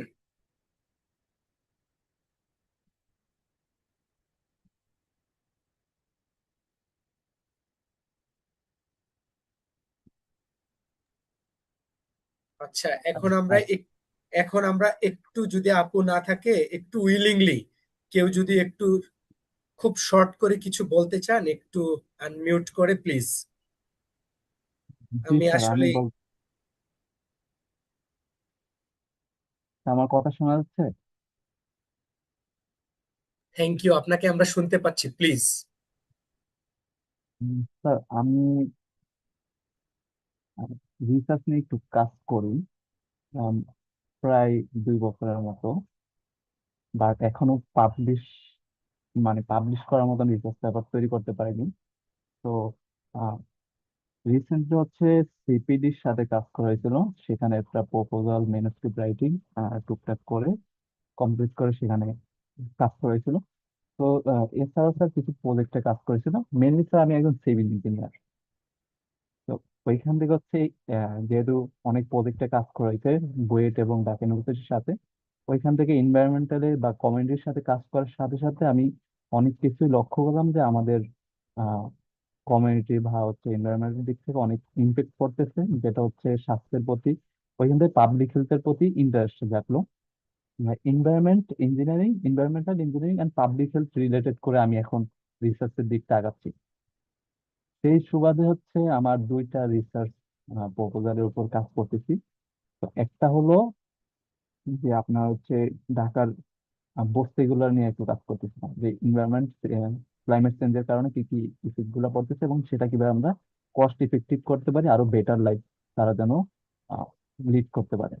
আরেকটা হচ্ছে কোস্টাল এরিয়া গুলাতে যে ডিজাস্টারের কারণে হচ্ছে যে ইমপ্যাক্ট গুলো পড়তেছে, এখানে পার্টিকুলারলি আমি কিছু স্পেসিফিক প্লেস নিয়েছি যে কোন ডিস্ট্রিক্ট গুলো হতে পারে।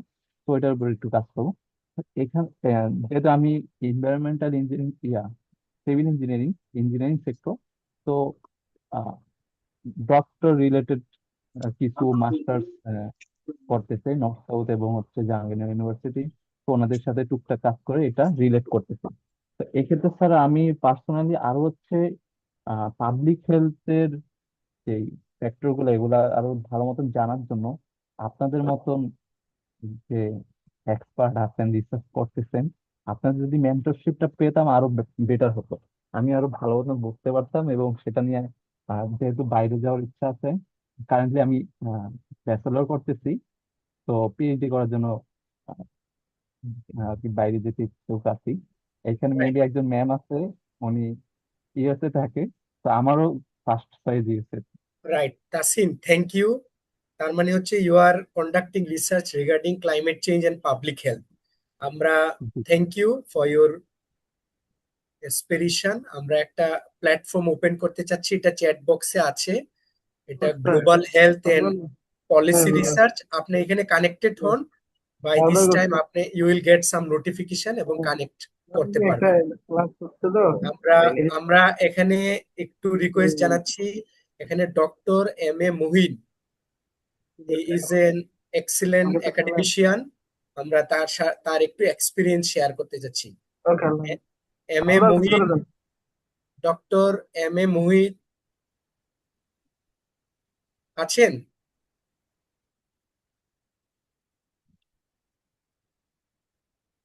মুহিন মুহিন যদি না থাকেন, আমরা একটু আব্দুল্লাহ রাকিব, আপনি একটু প্লিজ আপনার জাস্ট এক্সপিরিয়েন্সটা শেয়ার করেন। সে প্ল্যানিং মিনিস্ট্রিতে আছে, আইএমএডি তে। উনি অনেক রিসার্চের সাথে কানেক্টেড। আব্দুল্লাহ রাকিব, রাকিব ভাই আপনি কি আছেন? জি, ধন্যবাদ এলাই ভাই। আমি তো আমি হচ্ছে পলিসির একজন স্টুডেন্ট। এটা হচ্ছে আমার বড় পরিচয়। আপনার আজকের যে স্লাইডটা আমি দেখলাম প্রথম থেকে, তো রিসার্চের জন্য যারা নতুন তাদের জন্য এটা একটা সুন্দর একটা guideline.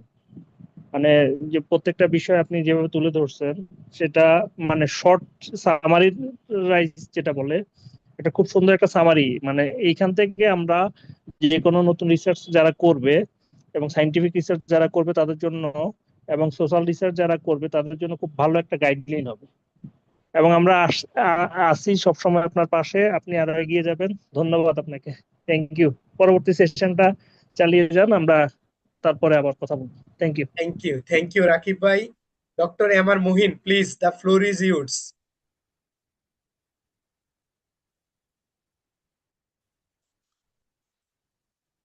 Dr. M.R. Mohin, please unmute your, please unmute. We could not hear you.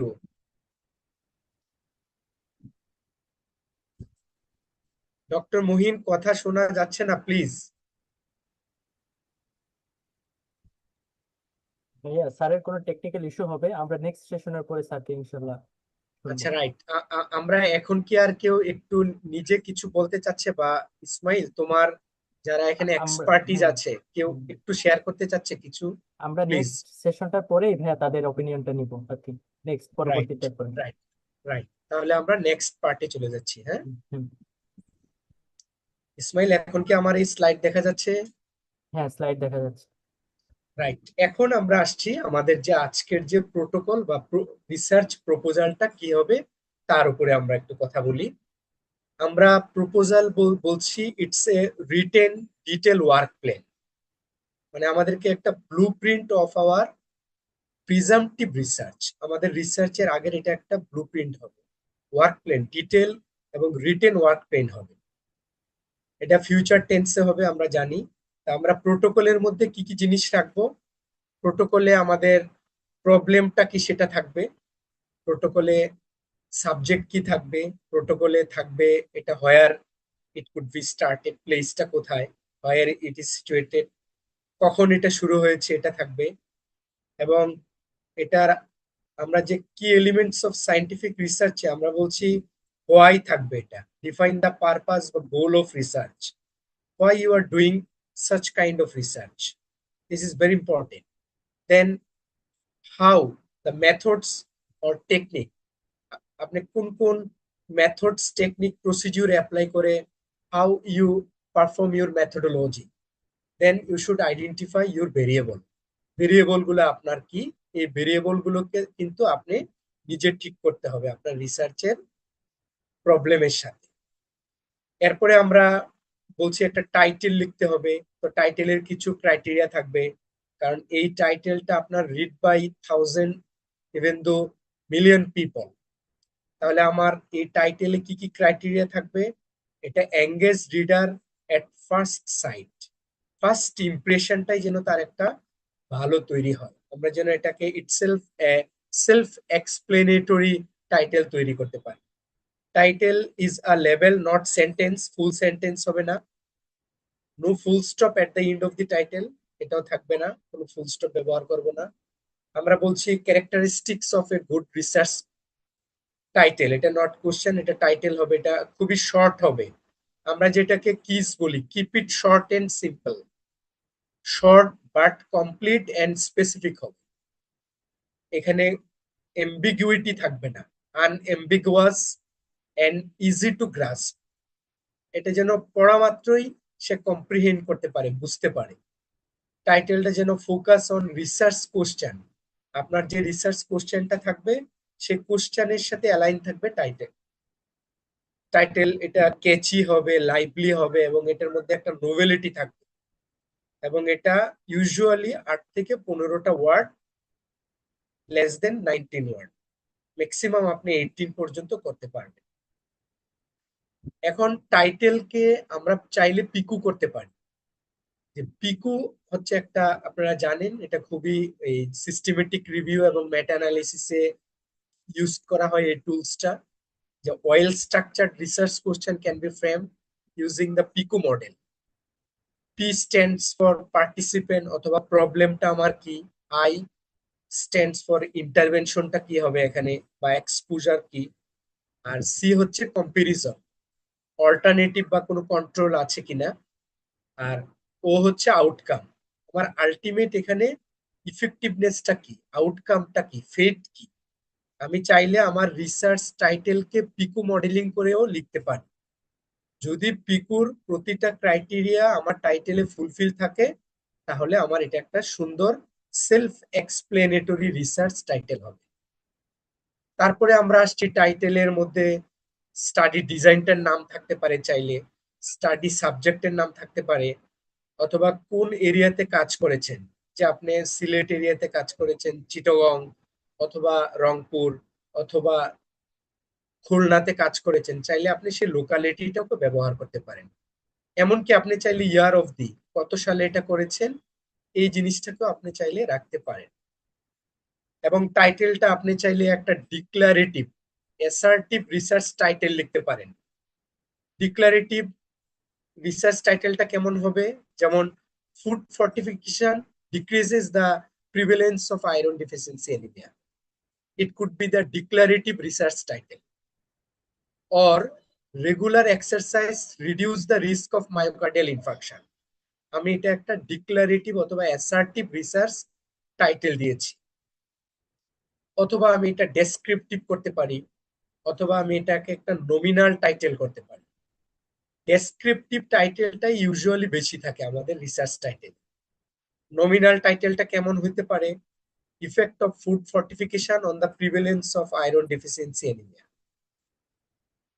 তারপরে আমরা টাইপস অফ টাইটেল রিসার্চ, আমরা টাইটেলটা কম্পাউন্ড বা হ্যাঙ্গিং টাইটেল হইতে পারে। যেমন আমার দুটো ইস্যু থাকবে, impact of health education on the vaccination success আর র্যান্ডমাইজড কন্ট্রোল ট্রায়াল। অথবা আমার টাইটেলটা it could be interrogative title, যেমন does food fortification decreases the prevalence of iron deficiency anaemia. আমি একটা কোশ্চেন রাখতে পারি, আর ওই কোশ্চেনটাই আমার রিসার্চের মাধ্যমে আমি এটা সলভ করব। রিসার্চ যেটা আমরা বললাম সায়েন্টিফিক নলেজ, সায়েন্টিফিক মেথডের মাধ্যমে। আমি টাইটেলে কি কি অ্যাভয়েড করব, আমার এটাতে খুব কশাসলি কাজটা করতে হবে। আমি কোনো কেমিক্যাল ফর্মুলা ইউজ করব না, কোনো অ্যাব্রিভিয়েশন বা কোনো জার্গন আমি ব্যবহার করব না, যেমন HIV, WHO, DNA, RNA। আমি ওপেনিং ওয়ার্ডে AND এগুলো, এই শব্দগুলো দিব না। ওয়েস্ট ওয়ার্ড আমি দিব না, যে ওয়ার্ডটা ইটসেলফ ডাবল মিনিং দিচ্ছে।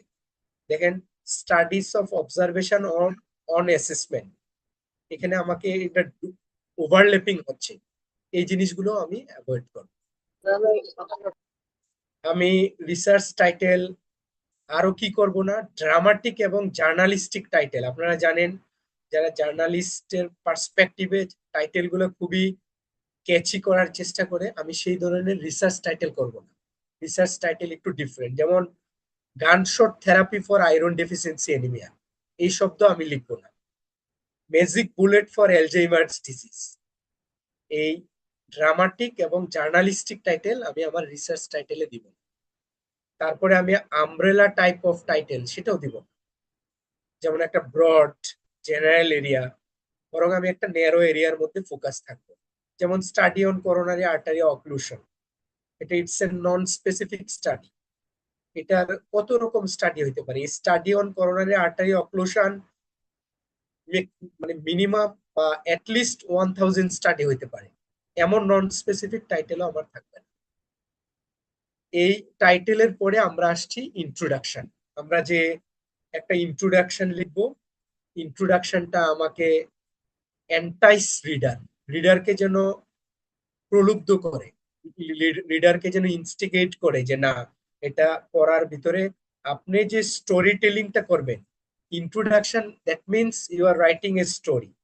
স্টোরি টেলিংটা এত ওয়েল আর্টিকুলেশন হবে, একটার সাথে একটা লিঙ্কেজ এত স্ট্রংলি হবে, যেটাকে আমরা বলি কোহেশন এবং কোহেরেন্স, দুটোই কানেক্টিং করবেন সুন্দর করে, যেন আপনার সিকোয়েন্সটা ব্রেকআপ না হয়। একটা ওয়েল আর্টিকুলেশন ইন্ট্রোডাকশনে রিসার্চ প্রবলেম কিভাবে লিখে, আমরা এর পরের স্লাইডটাতে আসছি। যা আমরা বলছি এখানে প্রবলেম স্টেটমেন্টটা করবেন, আপনার কি প্রবলেমটা রিসার্চ প্রবলেম, কেন এটা ইম্পর্টেন্ট, রিসার্চ প্রবলেমের মধ্য থেকে রিসার্চ কোশ্চেনটা লিখবেন, কেন এটা ইনভেস্টিগেটেড করতে চাচ্ছেন, রিসার্চ গ্যাপ কোথায়, ওভারঅল পারপাসটা কেন আপনি এই স্টাডি করতে চাচ্ছেন। আমরা এই স্টাডিগুলো কেন করি দেখেন, আমাদের we have limited or scarce resources, but we have unlimited problem. That's why we are prioritising our problem. এই প্রায়োরিটাইজেশনটা আপনাকে যেন স্ট্র্যাটেজিক প্রায়োরিটাইজেশন হয়। এখানে আসেন, আমরা একটা এই যে আমরা যে প্রবলেম বলি রিসার্চ প্রবলেম, আমরা কি অল প্রবলেম আর রিসার্চ প্রবলেম? এই যে আমাদের সব প্রবলেম রিসার্চ প্রবলেম না, এটাও আমাদেরকে আন্ডারস্ট্যান্ডিং করতে হবে। তারপরে আমাদের রিসার্চ প্রবলেমকে আমরা কিভাবে ওয়েল আর্টিকুলেশন করতে পারবো, এটা it can be articulated by both ways, subjectively and objectively. Subjectively কোনো পার্টিকুলার কমিউনিটি এফেক্টেড কিনা, those who are the marginalised people, অথবা যারা হার্ড টু রিচ এরিয়াতে বসবাস করে। যেমন আমাদের এক ভাই বলছিলেন উনি সাবকোস্টাল এরিয়াতে কাজ করছেন, তার মানে দে আর ভালনারেবল পিপল, সাবকোস্টাল কমিউনিটির লোকজন। এটা আমার একটা রিসার্চ প্রবলেম। এই প্রবলেমটা কি, কখন, কেন হয়েছে, এমনও যদি হয় তাও আমি এটা একটা সাবজেক্টিভলি চুজ করতে পারি। এই প্রবলেমে সিটিজেন এফেক্টেড কিনা, বিজনেস এফেক্টেড কিনা, পলিটিশিয়ান এর পলিসি বা গভর্নেন্স এফেক্টেড কিনা, সেটাও আমি প্রবলেমে নিয়ে আসতে পারি। আমরা যদি অবজেক্টিভলি যাই, অবজেক্টিভলি আমরা দেখব প্রবলেমের যে স্কেল এন্ড নেচার। স্কেল হচ্ছে আমার প্রবলেমের সিরিয়াসনেসটা কেমন, নেচার হচ্ছে আমার প্রবলেমের যে কজালিটি অ্যাট্রিবিউটটা কেমন, magnitude of the problem, intensity of the প্রবলেমটা কেমন। যেমন আমার একটা স্মল স্কেলে প্রবলেম, লো ইন্টেন্সিটি প্রবলেম, আমার এটা রিসার্চ না করলেও হবে, কারণ আমার স্ক্যার্স রিসোর্স দিয়ে আমি আনলিমিটেড প্রবলেমকে অ্যাড্রেস করতে পারবো না। আমাকে এমন একটা প্রবলেমকে চুজ করতে হবে যেটার ম্যাগনিটিউড বা ইন্টেন্সিটি অনেক বেশি এবং যেটার কজালিটিও এস্টাবলিশড লিঙ্কড আছে। তারপরে আমরা কস্ট দেখব, এটা কি মানে ডাজ ইট মেক সেন্স যে কস্টটা ইকোনমিক সাবস্টেন্সিয়াল ইকোনমিক ইম্প্যাক্ট আছে, অথবা এটার ইমপ্লিকেশনসটা কেমন, এটা কি কোনো political, social, economic, environmental, technological কোনো ইমপ্লিকেশন তৈরি করছে কিনা। এই প্রবলেমটা আমার যে কেপিআই, কি পারফরমেন্স ইন্ডিকেটর, অথবা আমার এসডিজির, আমার যে ন্যাশনাল যে আমার ইন্ডিকেটর আছে, সেই ইন্ডিকেটরের সাথে এটার কোনো লিঙ্কেজ আছে কিনা। তারপরে আমি প্রবলেমের ট্রেন্ডিং দেখব, যে এই প্রবলেম কি অরসেন্ট ওভার টাইম, এটা কি ওভার দ্য টাইম এটা খারাপের দিকে যাচ্ছে, এক্সপোনেনশিয়ালি রাইজিং হচ্ছে বা ওয়ার্স্ট হচ্ছে। আমি প্রবলেমটাকে সাবজেক্টিভলি অথবা অবজেক্টিভলি চুজ করতে পারি। তারপরে যে আমি প্রবলেমটাকে স্টোরি টেলিং করব, আমাকে এখানে উইথ কোয়ান্টিফাইয়েবল করে প্রবলেমটাকে করতে হবে। শুধু এমন না নেরেটিভ আকারে আপনি লিখে যাবেন আপনি কত পার্সেন্ট থেকে কত পার্সেন্ট। যেমন আপনি যদি ম্যাটারনাল মর্টালিটি নিয়ে কাজ করতে চান, সেক্ষেত্রে আমার এটার ম্যাগনিটিউড কেমন, এটার কস্ট কত, এটার কেপিআই, যেমন আমাদের এসডিজি তে ইউনিভার্সাল হেলথ কাভারেজের 2030-তে টার্গেট ম্যাটারনাল মর্টালিটি রেশিও আমাদেরকে করতে হবে 90, এখন সেটা 151 আছে। তাহলে আমাকে এটা অনেক কাজ করতে হবে এই টার্গেট গুলোর সাথে। ওভার দ্য টাইম এটা কি কমছে না বাড়ছে, সেই জিনিসটা অ্যাড্রেস করে আমি আমার স্টোরি টেলিংটা করব। এটা হচ্ছে রিসার্চ প্রবলেমকে, আপনি যে একটা প্রবলেমকে, আমাদের দেশে বলা হয় একটা প্রবলেম নিয়ে আপনি কাজ করেন, কিন্তু একটা প্রবলেমকে আপনি যে প্রবলেম হিসেবে অ্যাড্রেস করবেন, সেই প্রসেসটা কিন্তু আপনাকে বলে দেওয়া হয় না। তা আমরা চেষ্টা করেছি একটা প্রবলেমকে ওয়েল আর্টিকুলেশন কিভাবে করা যায় সেই জিনিসটা এখানে দেওয়ার জন্য। আমরা একটা রিসার্চ প্রবলেম দেওয়ার পরে আমরা চলে আসব রিসার্চ কোশ্চেন। আমি যে রিসার্চ কোশ্চেনটা লিখবো এটা ফানেল শেপ হবে। ফানেল শেপ হচ্ছে কি, আমার একটা বড় ধরনের জিনিসকে, টাইটেলকে আমি ন্যারো করে ছোট ধরনের একটা ন্যারো এরিয়াতে কাজ করব। আমি কিন্তু একটা ব্রড এরিয়াতে কাজ করতে পারবো না, due to my time constant, resource constant, due to my lot of challenges. এই চ্যালেঞ্জেস গুলোর জন্য আমরা একটা ছোট এরিয়াতে, আর রিসার্চ কিন্তু ওভারঅল ব্রড এরিয়াতে হয় না, ছোট এরিয়াতে কাজ করবেন। এই যে দেখেন একটা প্রবলেমকে কিভাবে আপনি রিসার্চ কোশ্চেনে কনভার্ট করবেন, আমরা যদি ডান পাশে দেখি, দেখেন বলছে to improve maternal health outcome. আপনি ম্যাটারনাল হেলথ আউটকামটাকে ইমপ্রুভ করতে চাচ্ছেন। আপনার রিসার্চ প্রবলেমের কোশ্চেন হচ্ছে what is the effect of community based intervention on maternal health outcome in rural areas. তাহলে এই যে একটা ফানেলিং করে আপনি একটা ব্রড এরিয়াকে একটা ন্যারো এরিয়াতে নিয়ে আসবেন। আমি মনে করছি এই রিসার্চ কোশ্চেনে আপনাদের এই জিনিসটা খুব কাজে লাগবে। এবং আপনারা জানেন এই রিসার্চ কোশ্চেনটাই কিন্তু আমার রিসার্চ অবজেক্টিভ। আর রিসার্চ অবজেক্টিভে আমরা জানি যে স্মার্ট ক্রাইটেরিয়া হতে হয়। স্মার্ট ক্রাইটেরিয়ার মধ্যে আমরা বলি এটা এসতে বলি আমরা, এটা স্পেসিফিক হবে, মিজারেবল হবে, অ্যাচিভেবল হবে এবং এটা রিলেভেন্ট হবে, টাইম বাউন্ড হবে। এটা হচ্ছে রিসার্চ অবজেক্টিভ। আর রিসার্চ প্রবলেমটা কি হবে? আমরা বলি ফাইনার, আমরা বলি এটা ফিজিবল হবে, ইন্টারেস্টিং হবে, নোবেল হবে, এথিক্যাল হবে এবং রিলেভেন্ট হবে। আপনারা যারা একটু নোট নিতে চাচ্ছেন চাইলে আপনারা রিসার্চ প্রবলেম ফাইনার ক্রাইটেরিয়া আর রিসার্চ কোশ্চেনের research objective smart criteria comply করতে হবে। দেন আমরা চলে আসছি লিটারেচার রিভিউ। আপনারা জানেন যে এই লিটারেচার রিভিউ দিয়েই কিন্তু আমরা আমাদের আইডিয়াগুলো নিয়ে থাকি। এখন লিটারেচার রিভিউ করার ক্ষেত্রে আপনি আমাদের অনেকেই হয়তো পেপার আর্টিকেলকে কোট করে সাইটেশন করেন না, আপনি সেমিনাল আর্টিকেল 10 থেকে 15টা লাস্ট 5 ইয়ার্সের যেগুলো হাই ইম্প্যাক্ট জার্নালে কাজ হয়েছে, যেমন আপনার ডেটাবেস গুলো যেমন Scopus index, web of science, PubMed বা মেডলাইন বা আপনার জেস্টোর, এরকম যে ডেটাবেস গুলা খুবই স্ট্রং, বা কক্রেন লাইব্রেরি, জেবিআই, যে ডেটাবেস গুলোতে strong high impact seminal article, ওইসব আর্টিকেল থেকে আপনি 10-15টা আর্টিকেল নিয়ে লিটারেচার রিভিউ করবেন। Then you will get the some idea regarding your research. তারপরে আপনি প্রেজেন্ট স্টেট অফ নলেজ, আপনার এখনকার স্টেট অফ নলেজটাকে লিখবেন, নোন আননোন ইস্যুটাকে লিখবেন, কোনো কন্ট্রোভার্সি থাকলে লিখবেন, রিসার্চ গ্যাপটাকে আইডেন্টিফাই করবেন। কারণ আপনার কাজই হচ্ছে you identify the research gap for to fill up the research gap. Research গ্যাপটাকে ফিল আপ করবেন। তারপরে রিসার্চ গ্যাপটা দেখছেন কোনো কনফ্লিক্ট কন্ট্রোভার্সি আছে কিনা, কোনো উইকনেস আছে কিনা, কোনো লিমিটেশন আছে কিনা, হোয়াই ইট ম্যাটার্স। আপনি এমন হইতে পারে যে থিওরিটিক্যাল তার লিমিটেশন আছে, মেথোডোলজিক্যাল লিমিটেশন আছে, স্ট্যাটিস্টিক্যাল অ্যানালাইসিসের লিমিটেশন আছে, ওই লিমিটেশনটাকে অ্যাড্রেস করেও আপনি রিসার্চ করতে পারেন। আপনার লিটারেচার রিভিউতে আমি সাজেস্ট করব গুগল স্কলার থেকে বাদ দিয়ে আপনি একেবারে যে ভালো ডেটাবেস গুলো আছে, ইস্টাবলিশ 5-7টা ডেটাবেস থেকে যেখানে সেমিনাল আর্টিকেল গুলো পাবলিশড হয়, ওইসব আর্টিকেল দিয়ে আপনি আপনার রিসার্চের লিটারেচার রিভিউটা করবেন, যে রিভিউর মাধ্যমে আপনি একটা ভালো নলেজ জেনারেট করতে পারবেন, গ্যাপ গুলোকে আইডেন্টিফাই করবেন, তারপরে সেই গ্যাপকে আপনি ফিল আপ করতে পারবেন।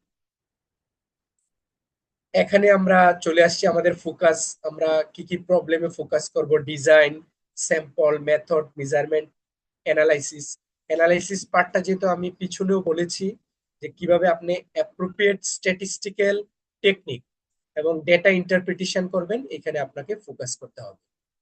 তারপরে আমরা আসছি এখানে হচ্ছে আপনার যে রেশনালিটা, যে কিভাবে আপনি প্রবলেমটাকে জাস্টিফিকেশন করবেন, রেশনাল অফ দি স্টাডি অথবা জাস্টিফিকেশন অফ দি স্টাডি।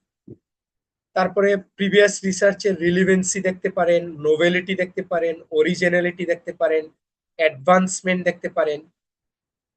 যদি আপনার এখানে রিলিভেন্সি থাকে, নোভেলিটি থাকে, অরিজিনালিটি থাকে, অ্যাডভান্সমেন্ট থাকে, then you will go to your further study. কি কি আমরা অ্যাভয়েড করব? কমপ্লিট লিটারেচার রিভিউ আমাদের দরকার নাই, ডিটেইল রিসার্চ ডিজাইন দরকার নাই, harsh critique of other studies দরকার নাই, কোট ফ্রম টেক্সট বুক দরকার নাই, সাব হেডিং দরকার নাই। আমরা তারপরে যে সিস্টেমেটিক রিভিউ এবং মেটা অ্যানালাইসিস করব, আমরা দেখাবো কিভাবে ডেটাবেস থেকে সার্চ স্ট্র্যাটেজির মাধ্যমে আপনি বুলিয়ান ওয়ার্ড দিয়ে কিভাবে আপনি অ্যাডভান্স টেকনিকে সর্টিং করতে পারেন। এজন্য আমি আজকে এই জায়গাটায় অনেক বিস্তারিত ইলাবোরেট করছি না। রিভিউ লিটারেচার টোটাল এটা হচ্ছে আমাদের overview of the review literature. তারপরে আমরা এখন চলে আসছি মেথোডোলজি। আমাদের পরের পার্ট হচ্ছে মেথোডোলজি। মেথোডোলজি আমরা কেন ফোকাস করছি? কারণ এই মেথোডোলজিটা ইটসেলফ রেপ্লিকেবল হবে অথবা রিপ্রোডিউসিবল হবে।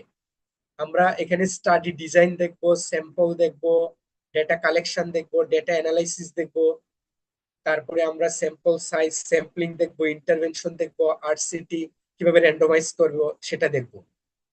আমরা এখানে যদি আমরা এক্সপেরিমেন্টাল করি, ক্লিনিক্যাল ট্রায়ালের রেজিস্ট্রি গুলো দেখবো, কিভাবে ক্লিনিক্যাল ট্রায়াল হয়।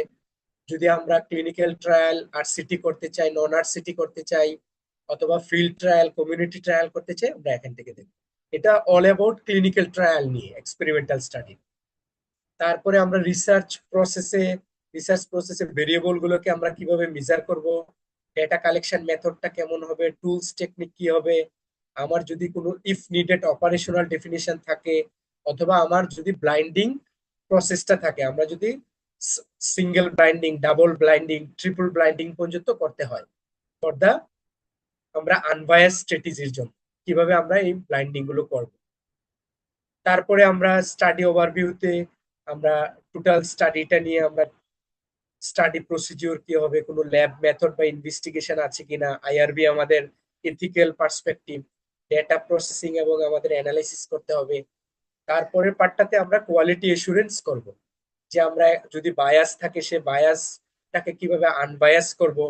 এখানে আমাদের ভ্যালিডিটি এবং রিলায়েবিলিটি দেখব, কনফাউন্ডিং ভেরিয়েবল গুলোকে আমরা কিভাবে ডিভাইসিং স্ট্র্যাটেজিতে কনফাউন্ডিং এই ভেরিয়েবল গুলোকে অ্যাড্রেস করতে পারি। আমরা ম্যাচিং করব, ম্যাচিং করেও আমরা এটাকে আনবায়াস করতে পারি কোয়ালিটি এসুরেন্স পারপাস। এটা হচ্ছে আমাদের অ্যানালাইসিস প্ল্যান। অ্যানালাইসিস প্ল্যানের জন্য আমাদের সেপারেট অনেকগুলো ওয়েবিনার হবে বিভিন্ন স্ট্যাটিস্টিক্যাল টুলস এর উপরে। এটা আমাদের যে ইসমাইল আছে, lead researcher centre for bio health research, সে এই পার্টটাতে আমাদের অ্যানালাইসিস প্ল্যানকে বিভিন্ন সময় এটা দেখাবে।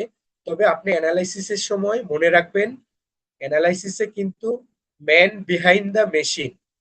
আপনি শুধু অ্যানালাইসিসকেই ফোকাস না করে এটার পিছনের যে ব্যাকএন্ডের কাজগুলো, তার ইন্টারপ্রেটেবিলিটি, তার ভ্যালিডিটি, তার রিলায়েবিলিটি, তার কজালিটি, তার বায়োলজিক্যাল পসিবিলিটি, এগুলো ছাড়া আপনি কিন্তু একটা মেকানিক্যাল অ্যানালাইসিস প্ল্যান করলে আপনার ইট ডাজন্ট মেক সেন্স। আপনাকে অবশ্যই তার পিছনের যে অ্যানালাইসিস গুলো বা প্রিডিক্টিবিলিটি গুলো আপনাকে জেনে নিতে হবে। হ্যাঁ, আপনার হয়তো এইখানে পার্টিকুলার টপিকসে কন্টেন্টে চ্যালেঞ্জ থাকতে পারে, আপনি তখন একজন স্ট্যাটিস্টিক্যাল বা ম্যাথমেটিশিয়ান বা একটা ইকোনোমেট্রিশিয়ানের পরামর্শ নেবেন, বা আমরা যে প্ল্যাটফর্ম দিচ্ছি আপনার কোনো পার্টিকুলার ইস্যু হইলে আপনি কোয়ারি দিবেন, আমরা সেটা সলভ করব। স্ট্যাটিস্টিক্যাল মেথড অ্যানালাইসিসে আমি ডিটেল যাচ্ছি না। স্ট্যাটিস্টিক্যাল মেথড ডিসক্রিপটিভ, ইনফারেন্সিয়াল, আমরা বলছি ইকোনোমেট্রিক্যাল, কিভাবে টেস্ট গুলো করবো, এখানে প্যারামেট্রিক, নন প্যারামেট্রিক টেস্ট আছে, এখানে অনেক স্ট্যাটিস্টিক্যাল ইস্যু আছে। এটা আমরা আবার হয়তো কোনো অন্য একটা সেশনে করব। আমরা ইথিক্যাল কনসিডারেশনে, আমাদের ইথিক্যাল কনসিডারেশনের যে মূল কাজ, আমরা আলটিমেটলি কি করব না, কারো ক্ষতি করব। আমি এখানে আপনাদের সাথে একটা শেয়ার করতে চাই। আপনারা জানেন যে ল্যাটিন জুরিসপ্রুডেন্সের একটা খুব ল্যাটিন ওয়ার্ডে একটা ভালো প্রবাদ আছে, যেটাকে বলে যে ফিয়াট জাস্টিশিয়া রুয়াট কাইলো, যে justice should be done even though heaven falls. স্বর্গ যদি ভেঙে পড়ে, আপনি ন্যায় বিচার প্রতিষ্ঠা করতে হবে। ইথিক্যাল কনসিডারেশনের ঠিক সেম, আপনি কারো ডু নট হার্ম আদার্স, আপনি রিসার্চ করবেন কিন্তু কারো কোনো ক্ষতি করতে পারবেন না, কারণ you are doing research for the well-being of the society, for the well-being of the humanity. So in the name of research, you could not harm the people. Eta you always keep in your mind. Then আমরা research ethics এর কিছু principal থাকবে, তার privacy থাকবে, confidentiality থাকবে, anonymity থাকবে, সে নাম প্রকাশ না করতে পারে অ্যানোনিমাস সোর্সে, তার যদি কোনো রিস্ক হয় তার কম্পেনসেশনও দিতে হতে পারে। এটা it should be non exploitation হবে, কোনো ইনডিউসমেন্ট করা যাবে না, জোর করা যাবে না। কোয়ালিফাইড এন্ড কম্পিটেন্ট রিসার্চার হবে, নো কনফ্লিক্ট অফ ইন্টারেস্ট থাকবে না, যে আমি ক্ষতি করে ভালো করব এমন হবে না। এটা একেবারে ইটস এন্ড অ্যাবসলিউটলি এটা ওয়েলবিং অফ দি হিউম্যানিটির জন্য হবে। এথিক্যাল কনসিডারেশন, আপনি protection of the interest, rights of the participant, appraisal of the study, subject about the study, freedom to withdraw, inform written consent আপনাকে নিয়ে নিতে হবে, রিটেন কনসেন্ট তাকে withdraw করার ফ্রিডম দিতে হবে, দেন আপনি এথিক্যাল কনসিডারেশনটা ফলো করবেন। Work plan and tentative budget, এগুলো আসলে খুব বেশি কথা বলার কিছু নাই। এগুলো আপনার একটা গ্যান চার্ট আছে, গ্যান চার্টে করলে আপনি আপনার টোটাল কাজের প্ল্যানটাকে ঠিক করে নিতে পারবেন। গ্যান চার্ট বলি আমরা এটাকে। বাজেট ডিটেইলিং সেম, আপনি টোটাল প্রতিটা পয়েন্টে পয়েন্টে আপনার যখন গ্র্যান্ট বা ফান্ডেড রিসার্চ হবে আপনি এটাকে মেনশন করবেন। স্টাডি অ্যাক্টিভিটিসে আপনি ওভারভিউতে analysis, report writing, dissemination, miscellaneous. আমরা শুধু রিসার্চ করেই আমরা ডিসিমিনেশন অথবা রিপোর্ট পাবলিশ না করে আমরা এই ক্ষান্ত থাকবো না। শুধু আমরা যে রিসার্চ করলাম আমার ম্যানুস্ক্রিপ্ট আছে না, আমরা ইন্টারন্যাশনাল রিসার্চ কমিউনিটি প্ল্যাটফর্মে আমি এটাকে রিসার্চ কমিউনিকেশনের মতো ক্যাপাবিলিটি অর্জন করব। এই ক্যাপাবিলিটি হবে পাবলিশড আর্টিকেল অথবা policy dialogue, poster presentation, policy brief, যে কোনো ফরম্যাটে আমরা করব। দেন হচ্ছে আমাদের একটা টেন্টেটিভ বাজেটের একটা ফরম্যাট, এটা আমার একটা এসএসআরসি তে অ্যাপ্লিকেশন করেছিলাম, সেখান থেকে একটা ফরম্যাট আমি দেওয়ার চেষ্টা করেছি, এটা কাস্টমাইজড করে নেবেন। আর রেফারেন্সে আপনারা জানেন এখন অনেক ভালো ভালো সফটওয়্যার আছে, মেন্ডেলি, জোটেরো, নোটপ্যাড, অনেক কিছু আছে। আপনি চাইলে যে কোনো একটা সফটওয়্যারকে নিয়ে আপনি অটোমেটিক্যালি আপনি প্রপার সাইটেশন করতে পারবেন, সেটা হার্ভার্ড স্টাইল হোক, ভ্যানকুভার অথবা অ্যাপিএ স্টাইল, আপনি অটোমেটিক্যালি সেই সাইটেশনটা করবেন। আপনি আপনার রিসার্চের প্রতিটা এভিডেন্সকে প্রপার সাইটেশন করবেন, কারণ এছাড়া আপনাকে ইন্টারন্যাশনাল প্লেজারিজমে কিন্তু আপনি ডিটেক্টেড হয়ে যাবেন। আর যখন একবার প্লেজারিজমে ডিটেক্টেড হবে তখন আপনার একাডেমিক যে ইন্টিগ্রিটি সেটা আপনার ইন্টারন্যাশনাল প্রফেশনাল এরিয়াতে এটা ড্যামেজ করবে আপনার ইমেজকে। রেফারেন্সে এই হচ্ছে আমার ওভারঅল একটা glimpses of the research proposal ছিল। আমি আশা করছি এখানে অনেক বড় বড় এক্সপার্ট ছিলেন এবং এই রিসার্চের উপরে হয়তো আরো আপনারা অনেক ভালো জানেন। তা আমি চেষ্টা করেছি যারা নিউ ফাইট, আর্লি এবং মিড লেভেল রিসার্চার তাদেরকে আমি শেয়ার করতে। থ্যাংক ইউ আপনাদের সবাইকে। আমি এখন চেষ্টা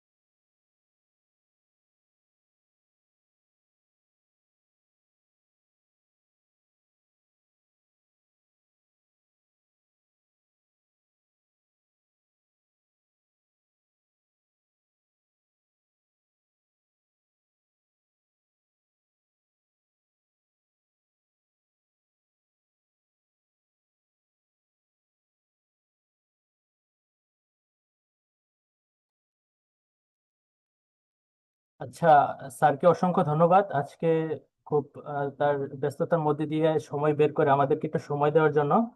উনি সুন্দর একটা ব্রিফ করেছে। এখন ওভারঅল আমাদের সেশন সম্পর্কে আপনাদের কোনো কোয়ারি আছে কিনা, কোনো কোশ্চেন আদার্স থাকলে আমাদেরকে বলতে পারেন, আমরা সেটা উত্তর দেওয়ার চেষ্টা করবো আর কি।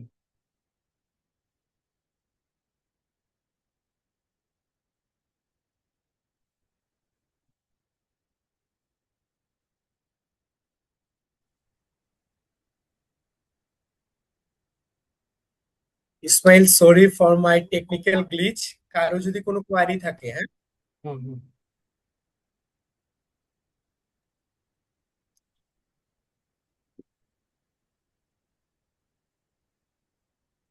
এই রিসার্চ প্রপোজাল সম্পর্কে, how to rate a research proposal for scientific research project, এই সম্পর্কে আর আমাদের ওভারঅল সেশন সম্পর্কে আপনাদের কোনো অপিনিয়ন, মতামত বা কোনো কোশ্চেন থাকলে আপনারা সেটা আমাদেরকে করতে পারেন। আমরা আচ্ছা, আমাদের এখানে কি আয়েশা আক্তার আছে ম্যাথমেটিক্স এর উপরে? একটু যদি আয়েশা আক্তার কিছু আমাদেরকে শেয়ার করে। অ্যাভেলেবেল আছে?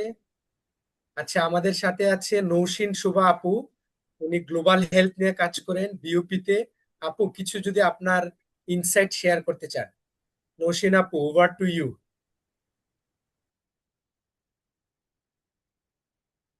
আসসালামু আলাইকুম ভাইয়া, এন্ড সবাইকে অনেক অনেক শুভেচ্ছা। অনেক সুন্দর একটা সেশন ছিল ভাইয়া, যদিও আমি প্রথম থেকে থাকতে পারিনি, বাট আমি যতটুকু দেখেছি মানে আমার কাছে মনে হয়েছে যে একটা প্রপোজাল ডেভেলপ করার জন্য বা একটা রিসার্চের মেথডস এর কি কি লাগবে সবগুলো আপনি খুব সুন্দর করে উঠে নিয়ে আসছেন। আমার কাছে মনে হয় যে এটা খুবই ভালো একটা সেশন ছিল।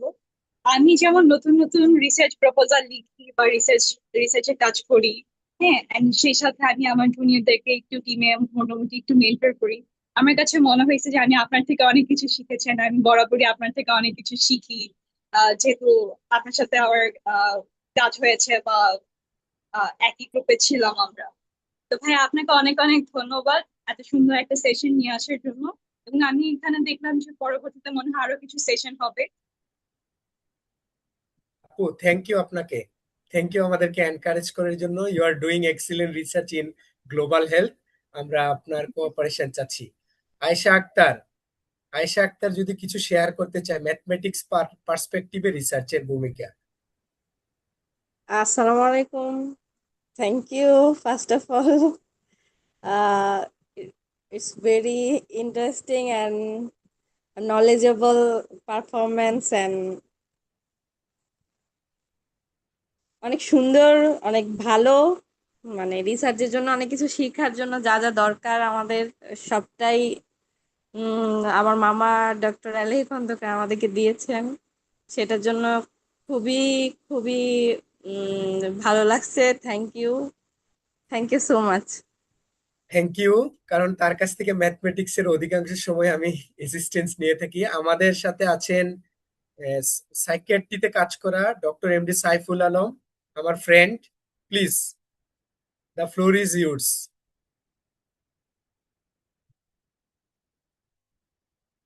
Doctor MD Saiful Alam.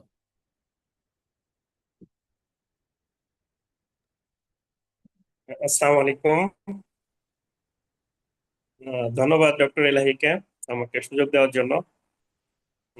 দারুণ একটা প্রোগ্রাম হয়েছে, বিশেষ করে স্লাইড শো যেটা হয়েছে। স্লাইড শোতে এমন ভাবে মোটামুটি সবগুলা তথ্য চলে আসছে যেটা হলো যারা নিউকামার তাদের জন্য খুবই ভালো একটা স্লাইড। এজন্য ধন্যবাদ জানাচ্ছি। এবং যে উদ্যোগটা নেওয়া হয়েছে গ্লোবালি এবং বাংলাদেশ পার্সপেক্টিভে, এটা আসলে বাংলাদেশের জন্য সময়ের দাবি। তো এর সাথে যারা সংযুক্ত আছে সবাইকে ধন্যবাদ জানাচ্ছি। আসসালামু আলাইকুম। আমাদের সাথে আরো আছেন রাকিব সাহেব। আপনি কি আছেন রাকিব সাহেব, বিডি মেডিকেল রিসার্চ?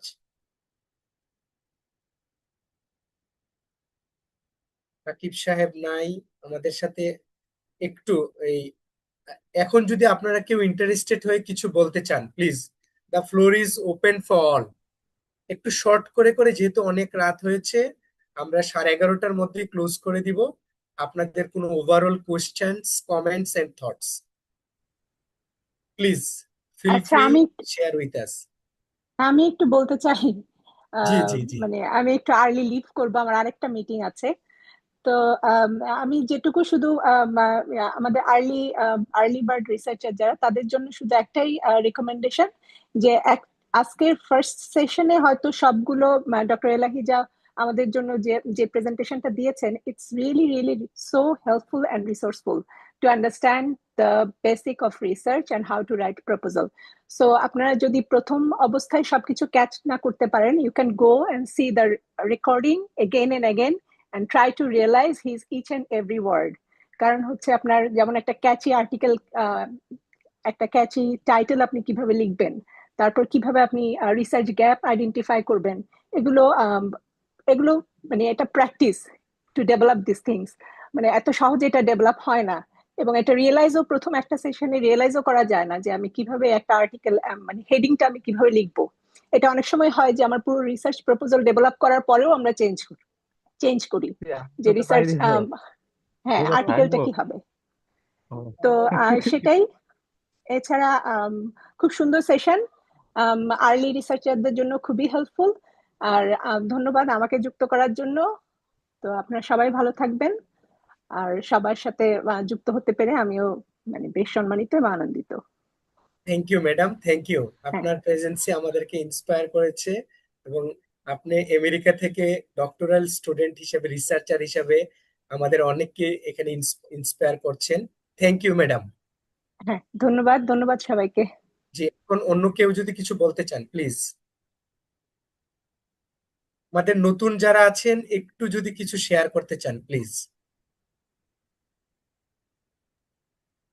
আসসালামু আলাইকুম স্যার, অ্যাগেন তাসিন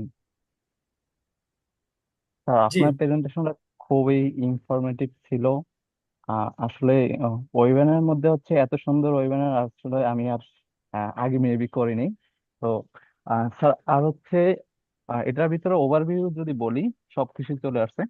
তো নেক্সট স্যার আপনার যেই সেশন গুলো হবে, বা হচ্ছে আমাদের যদি সরাসরি যদি কাজ করার সুযোগ হয়, তাহলে হচ্ছে আরো বেটার হতো। আপনি তাসিন, থ্যাংক ইউ। আপনি আমাদের প্ল্যাটফর্ম যেটা চ্যাট বক্সে শেয়ার করেছে, একটা WhatsApp group global health and policy research network, যুক্ত থাকেন, আমরা আপনাকে পিক করে নিব। আমরা ওয়েবিনার থেকে ফিজিক্যালি আমরা এইগুলো আস্তে আস্তে কন্ডাক্ট করবো সেশনগুলো। থ্যাংক ইউ আপনাকে। জি আর কেউ আছেন প্লিজ?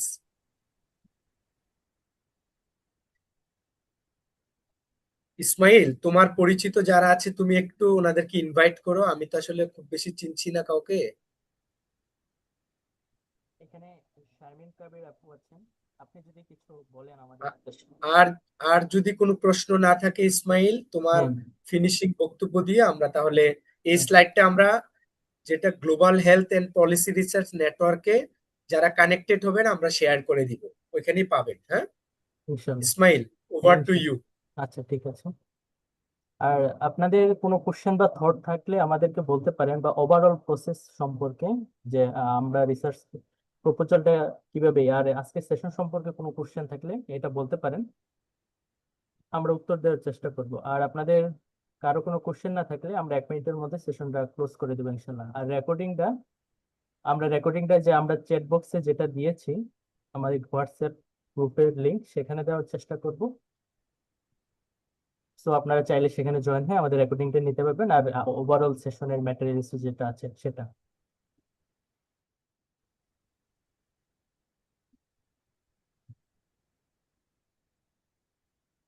ভাইয়া, তাহলে আমার মনে হয় না আর কারো কোনো কোশ্চেন আছে, তাহলে আমরা শেষ করে দিই। হ্যাঁ, ইসমাইল, থ্যাংক হ্যাঁ, ইউ। হ্যাঁ, তোমার সেন্টার ফর বায়ো হেলথ রিসার্চকে এত সুন্দর একটা ওয়েবিনার অ্যারেঞ্জ করার জন্য থ্যাংক ইউ ইসমাইল। হ্যাঁ। এবং এই যে এত রাতে যারা আছেন সবাইকেই ধন্যবাদ, এবং I am so grateful to all of you. Thank you all. Thank you, thank you. সবাই ভালো থাকবেন, আল্লাহ হাফেজ। আমরা শেষ করে দিলাম।